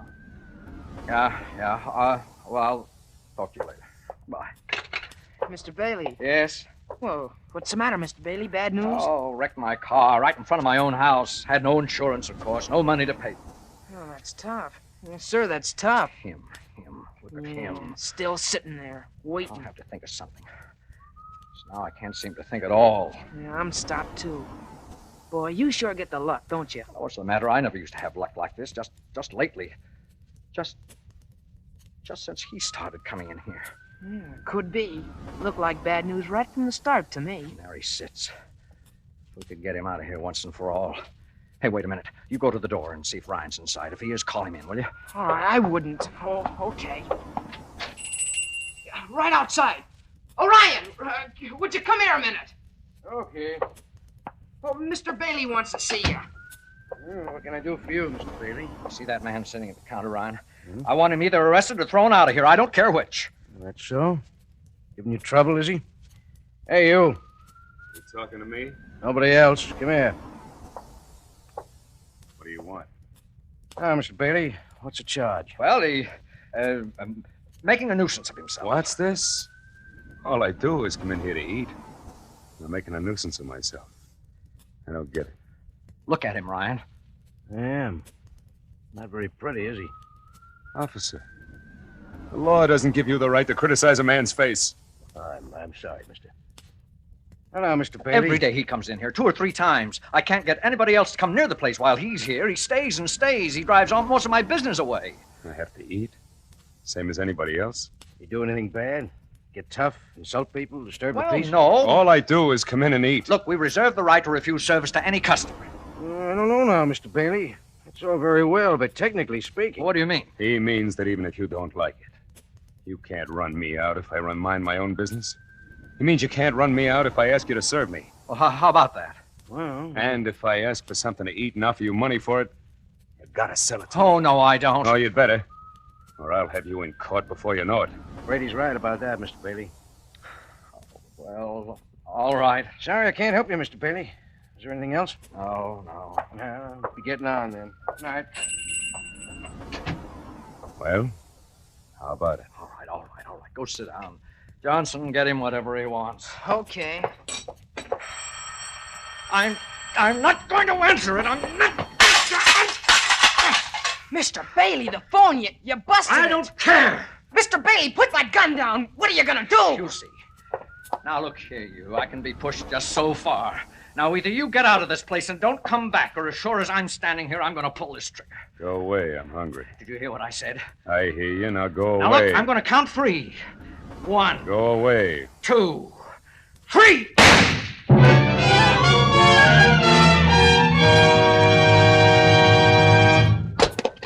Coffee. Black. I can't believe it. I shot you point blank. Good Lord! Don't forget the ketchup, you. No!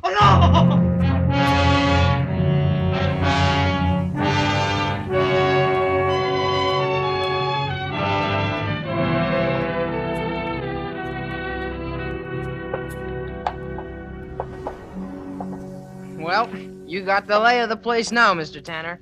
You figure on making any changes? No. Bailey had a good thing here. Better leave it just the way it was. We'll hold the trade easier if we do. How did he seem when the deal was closed? I can't say. I'll let the lawyers handle everything. He took a beating on the deal, or I don't know you. Oh, not too much. I figure he recovered about 70% of his investment. He was lucky. I felt sorry for him. You didn't talk to him at all, huh? No. Didn't even see him. You think he'd know you even without the makeup? Maybe. No use taking any chances, huh? Lucky I changed the bullets in that gun for blanks, or you'd be a dead pigeon. Yeah, I'm glad I foresaw that possibility. You might say I saved your life, huh? You might. Don't worry, Johnson. You'll be taken care of. I'm not worrying. I never had reason to yet, have I? No. But just for your information, Johnson, we haven't committed any crime. We didn't take this place away from Bailey by force. We didn't swindle him. I paid money right on the line for it. Just remember that. Oh, I will. Customer. What? Why, it's Mr. Bailey. Oh, come right in. Johnson. Come on, have a seat. Oh, by the way, you know Mr. Tanner, don't you? He bought the place. Oh, I never met him. Glad to know you. A pleasure, Mr. Bailey. Oh, there's something familiar about you. Maybe I did meet you someplace. I was in once or twice. Looked the place over before I had Sloan talk to you. Oh, that's it. Well, how are you making out? Just getting started. I'm sort of breaking Mr. Tanner in, you might say. Hope you had better luck than I did. I was doing fine until this man started coming in. Johnson knows the man I mean. Bad luck in person. If he ever comes back, you just better close up and go home. That's so? Yes, that's right. Well, it's a wonder I have any mind left. Tell the truth, I'm not even sure I do. Mr. Bailey, would you let me fix you something while you're in here? Huh? Oh, no, thanks. I'm not hungry. We got some good steak. Oh, thanks, Johnson. Not even steak. Okay, you're the boss. Boss? No, not anymore. But I would like to step behind the counter one last time just to sort of look around. Do you mind, Mr. Tanner? Oh, come ahead. Thanks. Well, you haven't changed anything, I see. Not a thing. We intend to operate the same way you did. I think it'll pay. Thanks for the compliment. But I hope you don't draw my luck. How about some coffee, Mr. Bailey? You look tired. Coffee? Well, that sounds like a good idea. I don't mind if I do. Yours is cream and sugar, right? No, thanks. Black this time. Say, this coffee is hot. Yeah, I forgot to cut the burner back, and the whole tankful is plenty hot. I'll have to let it cool. It's too hot for me. Well, just one last look. Things I won't be seeing for a while, I guess. Buns, butter pats, coffee cream. You know, it's funny how you miss things like these. Mustard, ketchup. Ketchup? Where did you get all this ketchup, Johnson? Why, I ordered those. Ordered them? Well, so did I, but I never even got a look at a bottle of ketchup. You're lucky. All in knowing how, I guess. Yeah, I guess you're right. I rather like it myself, you know. Nothing like ketchup, I always say. What was that? I said I'm rather fond of ketchup. Fond of ketchup? Ketchup? I think I know who you are now, Tanner. I think I know who you are. That face. Sure, that face. Makeup, wasn't it? That face. And Johnson had to be in on it with you, too, didn't he? Johnson helped you, didn't he, Tanner? He fixed the gun, didn't he? Well, didn't he, Tanner? Now, Bailey, wait a minute. I can explain. Now, you admit it. I'm telling the truth. Isn't that so, Tanner? Isn't that so? Bailey, stop! Hold him off, Mr. Tanner. I'll get a cop. Police, Ryan! Help! Police! Coffee. You always take it black. Mr. Tanner! Good Lord, the coffee! His face! And then what is this? Oh, it's all right, Ryan. There's nothing wrong, Ryan. Nothing really wrong. That's not his real face, Ryan. He likes it that way. Don't let him fool you. Ha! What else do you want? Oh, yes, ketchup! Plenty of ketchup! Nothing like ketchup, I always say! Nothing like ketchup!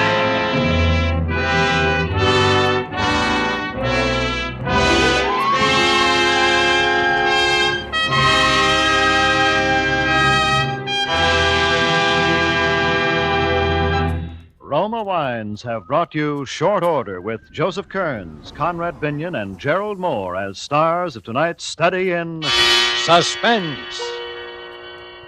Suspense is produced, edited, and directed by William Spear. This is Ted Myers with a word for Roma Wines, the sponsor of Suspense. During the warm weather, nothing tastes quite so good as a tall, frosty Roma wine and soda. And as Elsa Maxwell recently remarked, serving Roma wine and soda is smart 1945-style hospitality. You'll find this delightful iced drink as refreshing as it is delicious. Yes, and Roma wine and soda is so easy to prepare. Half-fill tall glasses with Roma, California Burgundy, or Sauterne. Add ice cubes and a bit of sugar. And for a decorative touch, garnish with cherries or fruit. And for a delightful aperitif, sip delicious Roma sweet vermouth, well chilled. Zestful, full-flavored Roma vermouth, both sweet and dry, is blended and developed with all the traditional winemaking skill of Roma wineries. Is made and bottled in the heart of California's famous vineyards, yet surprisingly low-priced. Try Roma vermouth soon, won't you? Next Thursday, you will hear Dane Clark as star of Suspense, radio's outstanding theater of thrills. Presented by Roma Wines, R-O-M-A, made in California for enjoyment throughout the world.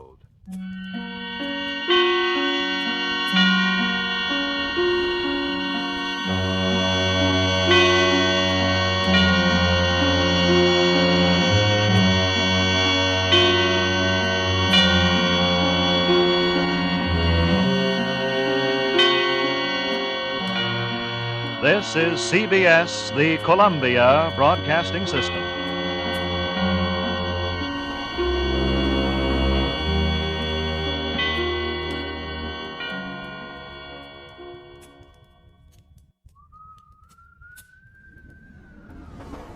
Now, the Roma Wine Company of Fresno, California presents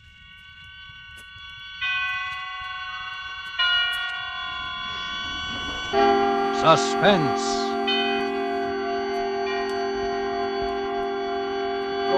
Tonight, Roma Wines bring you Mr. Lee J. Cobb as star of The Bet, a suspense play produced, edited, and directed for Roma Wines by William Spear. Suspense, radio's outstanding theater of thrills, is presented for your enjoyment by Roma Wines. That's R-O-M-A, Roma Wines. Those excellent California wines that can add so much pleasantness to the way you live, to your happiness in entertaining guests, to your enjoyment of everyday meals. Yes, right now a glassful would be very pleasant, as Roma Wines bring you Mr. Lee J. Cobb in a remarkable tale of suspense.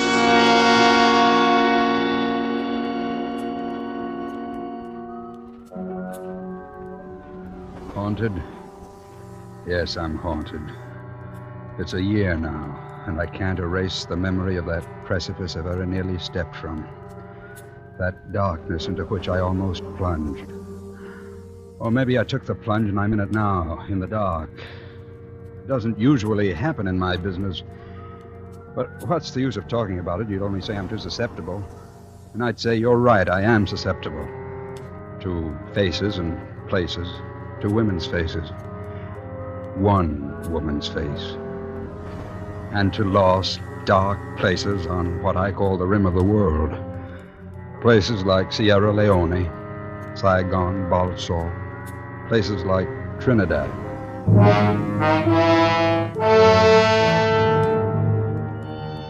But you won't get it from reading atlases and maps. If you read, for instance, that the seasons of Trinidad are regular, wet from May to January, dry from the end of January to May, the average annual rainfall 63 inches, you won't understand how I saw it when I landed at Port of Spain in April, the dry season. I remember it was a day so clear and bright that it was a world under glass. And I liked it. I liked the harbor, cathedrals, the old streets, the dry, spiced air, and that little shop I wandered into to get away from the blaze of the sun. I'd heard she went there. Siam Brahmachari shop of Hindu antiquities. Hello? Anybody here? Certainly. Good afternoon. I am Siam Brahmachari. Oh, it's dark. I didn't see. Yes, I live here like a mole, and when the clock rings, it brings me customers every time. What can I show you? Well, I thought I'd look around. It's a pleasure. Look as you wish. You're a stranger in Port of Spain? I landed today. And you're an artist? Well, how did you... That's a sketch pad you carry. Oh, yes. Yes, I You'll paint. find Trinidad charming to paint until the rains come, Mr. Scott Turner. Mr. Scott Turner, yes. It's lovely until next month, then the green rain until the first of the year. Well, that sounds paintable. The rain. By the way, I believe you know the Mrs. rain? Oh, no. It comes down so there's no... Pardon, please. Mrs. Barton, good afternoon. Good afternoon, Siam. Did my Shiva get here? Yesterday, Mrs. Barton, I took him out of his straw nest. Yesterday. A beautiful white jade Shiva. I'll bring him in. Thank you. Oh, but first, this is Mr. Turner, a newcomer and an artist. Oh? How do you do? How do you do? Talk to him till I return, Mrs. Barton. I want him to see our Shiva, too. Well, we have our orders, Mr. Turner. Yes. What is it, a statue? A small one. It's my hobby. I collect Hindu gods. Do you know about them? Oh, a little. I've been to India. This is one I've wanted a long time. A statuette of Shiva from the dead city of Angkor Wat. It was buried for 3,000 years. You see?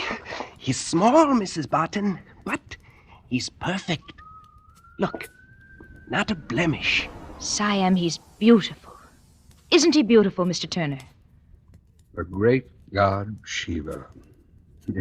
Yes, he's quite the boy. 200 million people believe he controls lightning, thunder, their very lives. Shiva, beloved of women. Yes, he is, isn't he? And beloved by you, Mrs. Barton. Oh, no. No. I have my own reason for being attracted to Shiva. Yeah? What's your reason? Don't you remember what Shiva is, first of all? He's the god of destruction, Mr. Turner. And I like that. Destruction. That's the kind of woman I am.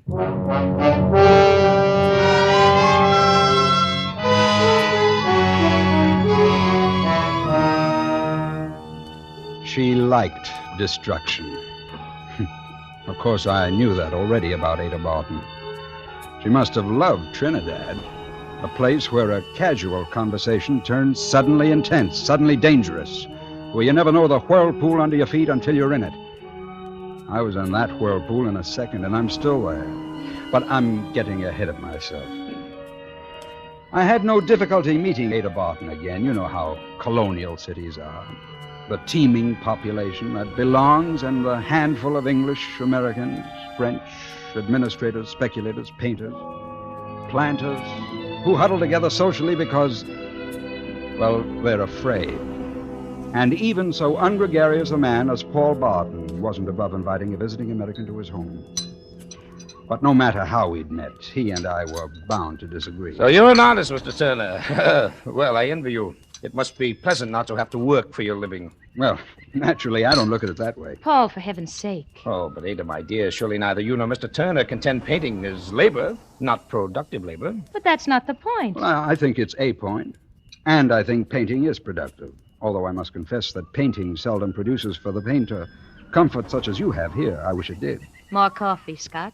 Please, Miss Barton. Well, naturally, millions buy my sugar because it's a necessity. A picture on the wall isn't. It is for me, Paul. It is for the millions who buy your sugar, Mr. Barton.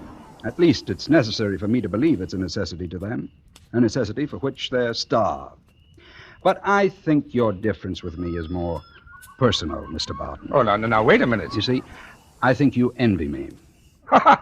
I envy you? Because you're a romantic who never found whatever you came here for. This is a beautiful island, Mr. Barton. In the dry season, yes. You've built a beautiful house, and you're married to an extraordinarily beautiful woman. Thank you, Mr. Turner. But because you've pegged your dream to what the morning stock market has to say on the price of sugar, it's all ashes to you. So you resent me, the itinerant artist, symbol of the freedom you lost. Ashes? I love it.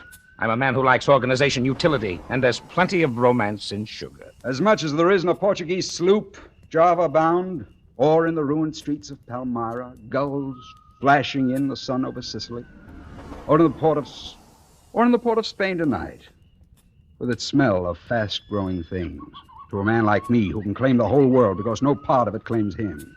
You are very persuasive, Mr. Turner. You know what I think? I think you're irresponsible, Mr. Turner, because you haven't the necessary courage to take responsibility. Paul, you're insulting. Maybe, but I put years of hard work into developing this business. And you don't think I've worked? No, I don't think you have, and I don't think you can. Why, I'd bet $50,000 that you couldn't stick to a useful routine job for 2 years. What you call a useful routine job? Yes. I'll put up $50,000 that you couldn't stick it out, say, here, where you think it's so beautiful, working for me. Paul, don't be ridiculous. You can't buy everything with your money. I have an idea that Mr. Turner isn't the sort of man... Maybe he can.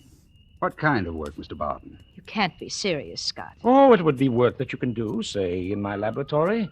I've got some things going on tropical diseases in addition to the necessary laboratory work for the sugar, soil tests, things like that. Well, I'm not a technician. Oh, I'd make it easy for you. I'm the technician. All you'd have to do is keep routine records for 2 years. For $50,000. That's right, $50,000. Or if you quit, nothing. It's a bet, Mr. Barton. It's a bet. What's that? What? That. Rain, Mr. Turner. Rain for 9 months. Endless, remorseless oceans of romantic rain. It'll make it easier for you to stay indoors.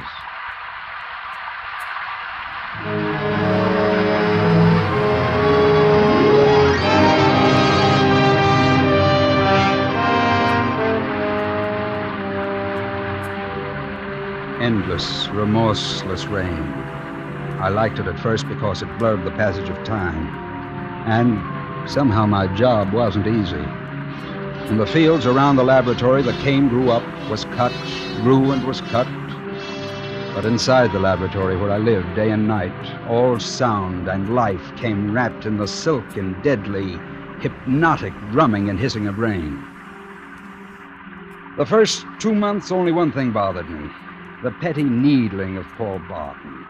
We spent our mornings together, he making his tests while I wrote them up for the files.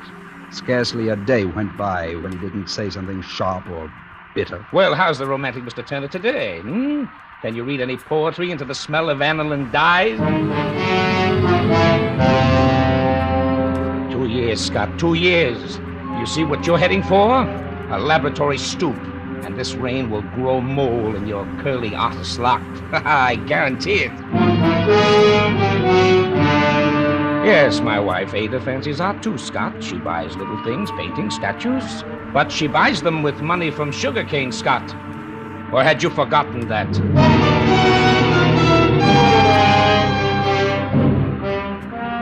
I hadn't forgotten that. I hadn't forgotten Ada. A dangerous woman. And I knew how dangerous. I knew things about her he didn't know. That she liked destruction. And every time he lashed out at me, I knew more. That for her own destructive purposes, she was feeding him this hate of me, nurturing it with intention and care. Well, in the tropics, things grow fast. And Ada Barton's purposes grew fast. To full flower. In the afternoons, when Paul was out in the cane fields, she began to visit me in the laboratory. He's right. You are getting a scoop. Close the door. And a squint. It definitely doesn't become you, Scott. I thought you were going into Port of Spain today. Did I say that? Well, I heard something to that effect. And so did Paul. The road's a swamp, and besides, something's wrong with the car. One of the wires. Oh. You wouldn't know which wire? I don't know what it's for, but if it's broken, the car won't run. I know that. Must you keep working? It isn't very polite of you. This isn't a salon, Ada. And these sculptures have to be put away. You know, Scott, this whole business of your bet with Paul shocks me a little. I'm sorry. I mean, it shocks me to see what he's doing to you. I'm shocked to see what you're doing to him, Ada. Don't change the subject. Why'd you put up with it? Why do you stay here? Isn't $50,000 an understandable motive to you? Not for a man like you. You must have another motive. Believe me, I haven't. I'm just that crass. Not even me, Scott. You might have been a motive. At first. Now I don't compete with Java, the gulls of Sicily. Look, Ada, why don't you give him a break? You don't mind taking his money. Why don't you take his terms, too? He doesn't ask much. Why don't you kiss me, Scott?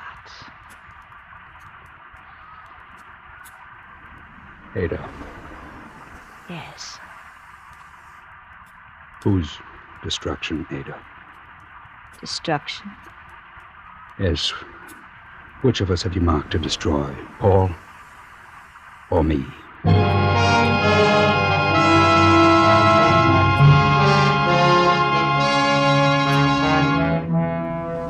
For Suspense, Roma Wines are bringing you as star Mr. Lee J. Cobb in The Bet by Donald S. Ryerson. Roma Wines' presentation tonight in radio's outstanding theater of thrills, Suspense.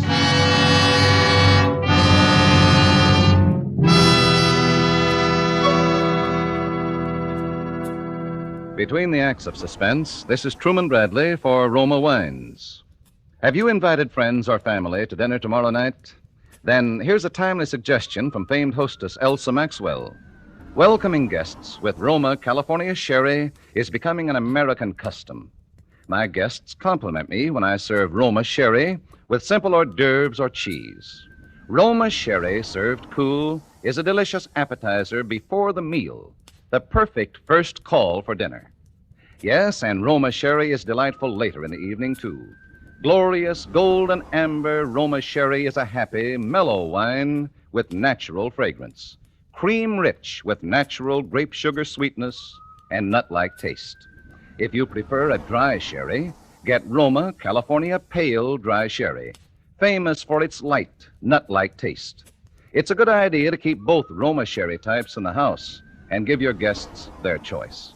Remember, because of uniformly fine quality at low cost, more Americans enjoy Roma than any other wine. Always insist on Roma, R-O-M-A, Roma wines. And now Roma Wines bring back to our Hollywood soundstage Lee J. Cobb as Scott Turner in The Bet, a play well calculated to keep you in suspense.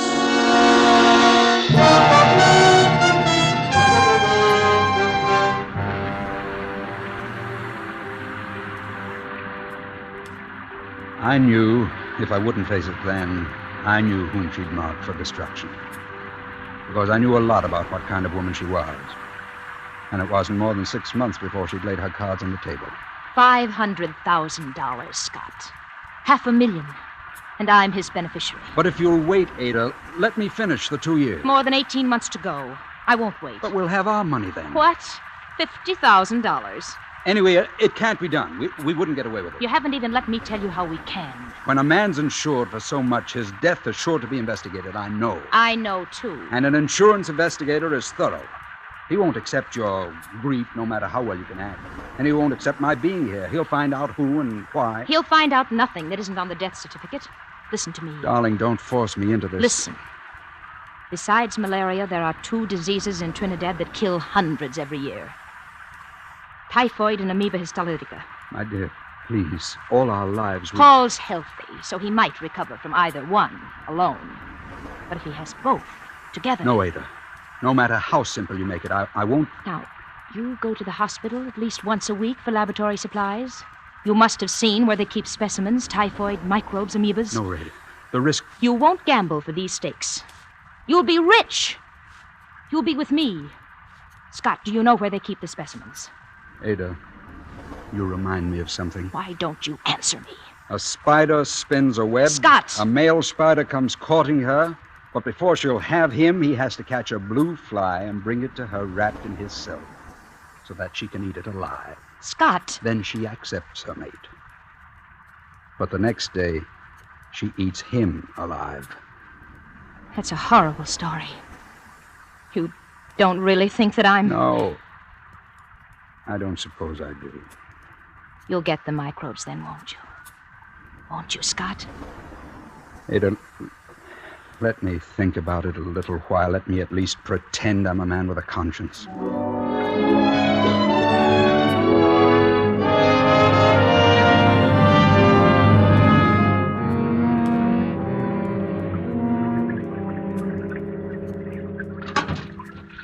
Scott? Oh, Paul, I wasn't expecting you this afternoon. Yes, I know.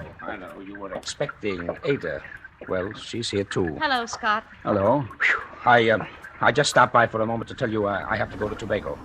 Tobago? Yes, I have a grinding plant there, and we're installing a new engine. I'll be gone about 2 days. I told Paul that Tobago in this weather... Oh, yes, you're taking chances, Paul. I take enough Atabrin to keep on the right side of malaria. Don't worry, I'll be all right. Yes, but there are other things, typhoid. I've never known you to be so concerned before, Ada. Oh, Paul. Oh, if it weren't for certain other factors, my dear, I'd be touched, believe me. What other factors? I don't want to be sordid, Ada. Surely I don't have to describe a situation you and Scott know better. What do you mean? All right. All right, we'll maintain the cultivated surface if you wish. By the way, Scott, how do you feel now about our bet? The same as before, that I'll win it? Yeah, well, perhaps. Lately, I thought the whole thing was a mistake, at least on my part. Want to call it off? I didn't say that exactly.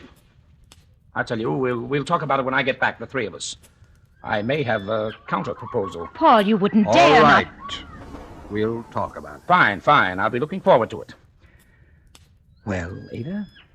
I think I'll sit here a while, Paul. It's so peaceful now that the rain stopped. Huh. It has stopped. I didn't notice. A truce. A false peace. It'll begin soon again. Well, goodbye then. Goodbye, Paul. Take care. You heard? You heard what he said? He's a little excited, Ada. It didn't mean anything. Don't be a fool. It means you haven't any choice now. There's always a choice. Well, yes. Now you can choose me with $500,000 or nothing. Not one red cent. But he didn't say he wouldn't pay. That's what he means.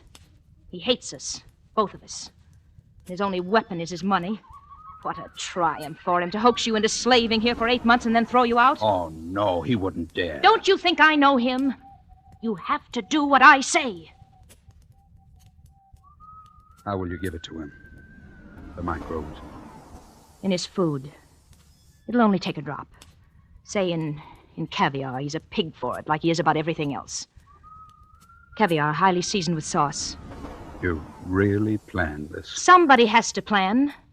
Do you want to? No. He'll be home day after tomorrow. He'll ask you to come to the house for tea. I'll give it to him then, so it will look like he caught them in Tobago. Ada, I'm not sure that I can... I'm not... I am sure. It's the only thing we can do. You love me, Scott. Will you get the specimens from the hospital? Will you? If anyone had told me that I could do... Will you get the specimens, Scott? All right. I'll get them this afternoon.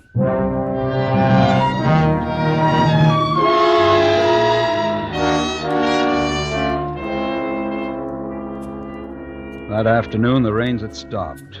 It was no false peace. The season was over, 2 weeks early.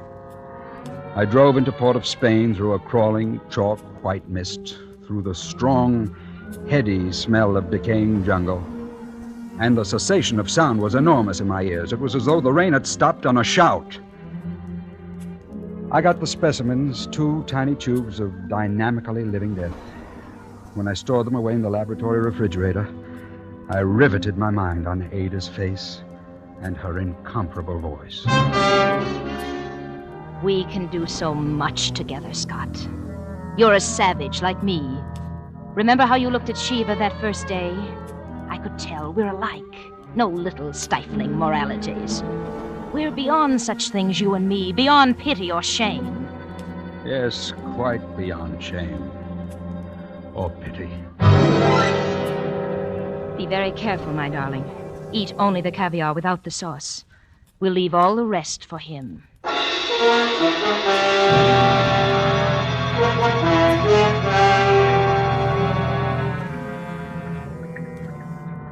The afternoon Paul Barton came back, I walked to the house he was so proud of. There was a mist, still on the ground, but thinning fast. The dry season had begun. The only sound beside my footsteps was the last rainfall dripping from the giant trees and the hushed, mysterious voice of the jungle itself. Ada met me at the door. You can't possibly understand about her face. Vitality isn't the word. There is no word. Her face was the indestructible essence of life. When I saw her, there were no more doubts. She took me into the room where she kept the Hindu gods, but Paul was already sitting over his tea. Oh, hello, Scott. Come in. Well, you did invite me. Of course, but you surprised me again. You're punctual as well as tenacious. Help yourself to tea, Scott. I'll get the caviar. Thanks, Ada. I'm sorry I disappoint you so often, Paul. Disappoint me? By not conforming to your preconceived portrait of an artist. Oh, that's not where I misjudged. I had a preconceived portrait of the kind of man my wife thinks she wants. She wants a fool and a weakling. Well, I won't sit here and discuss... Here's the caviar, with sauce and without. And some new crackers over from England. Native pastry for you, Scott. You like sweets. Pull out that little table. I'll do it. Thanks, dear. You're right, Scott. You're right. We won't discuss that. That's beside the point.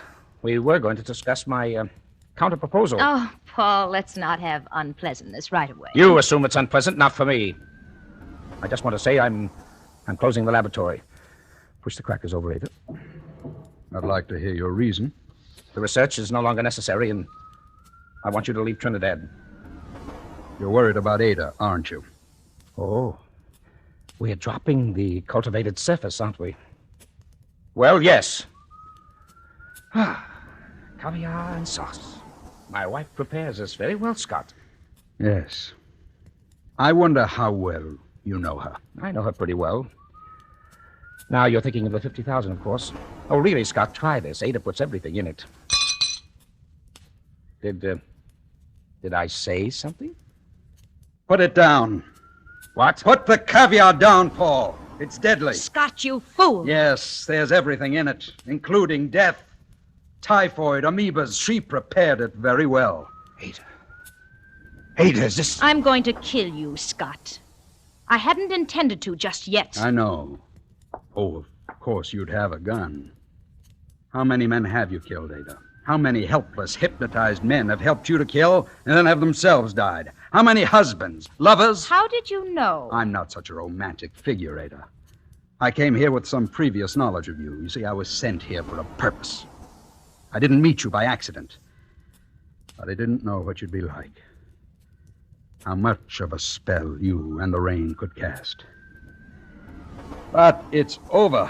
The rains and everything. Yes, I was sent to investigate because of all the insurance. An insurance man, how dismal. You don't deserve even the...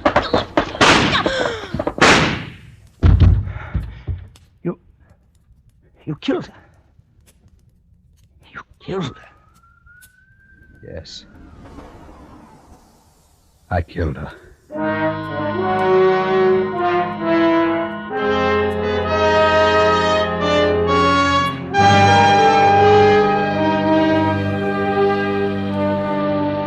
Yes, I'm haunted. I keep away from rain because she flourishes if it rains too long. She comes back like a dank, strong jungle vine, flowered and perfumed, but tough to the core. She winds herself around me.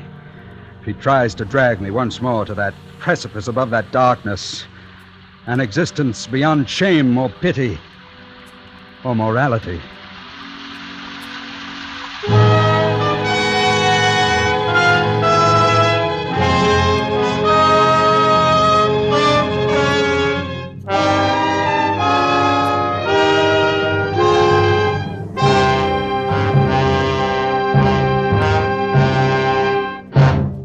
Roma Wines have brought you Lee J. Cobb as star of The Bet, tonight's study in Suspense. This is Truman Bradley for Roma Wines, the sponsor of Suspense. Here's extra good news for you. You can now enjoy the taste luxury of Roma Wines at the lowest prices in years. Yes, the high quality of Roma Wines is unchanged, as good as ever. But Roma's new low prices enable you to save as much as 1/4. You can now enjoy Roma wines more often.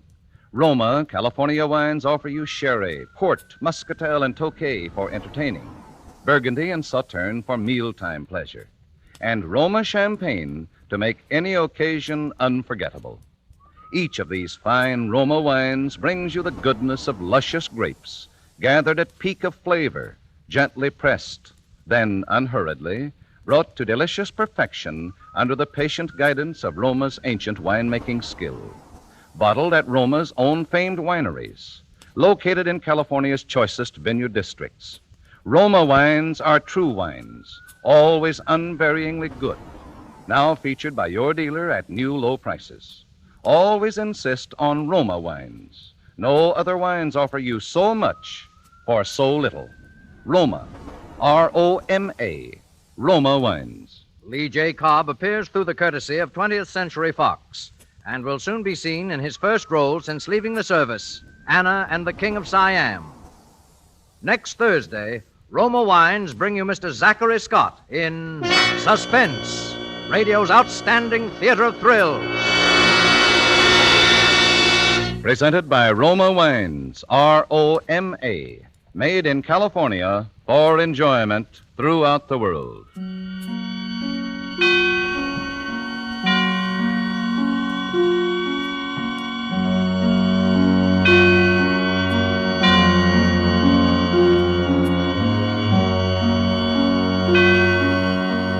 This is CBS, the Columbia Broadcasting System.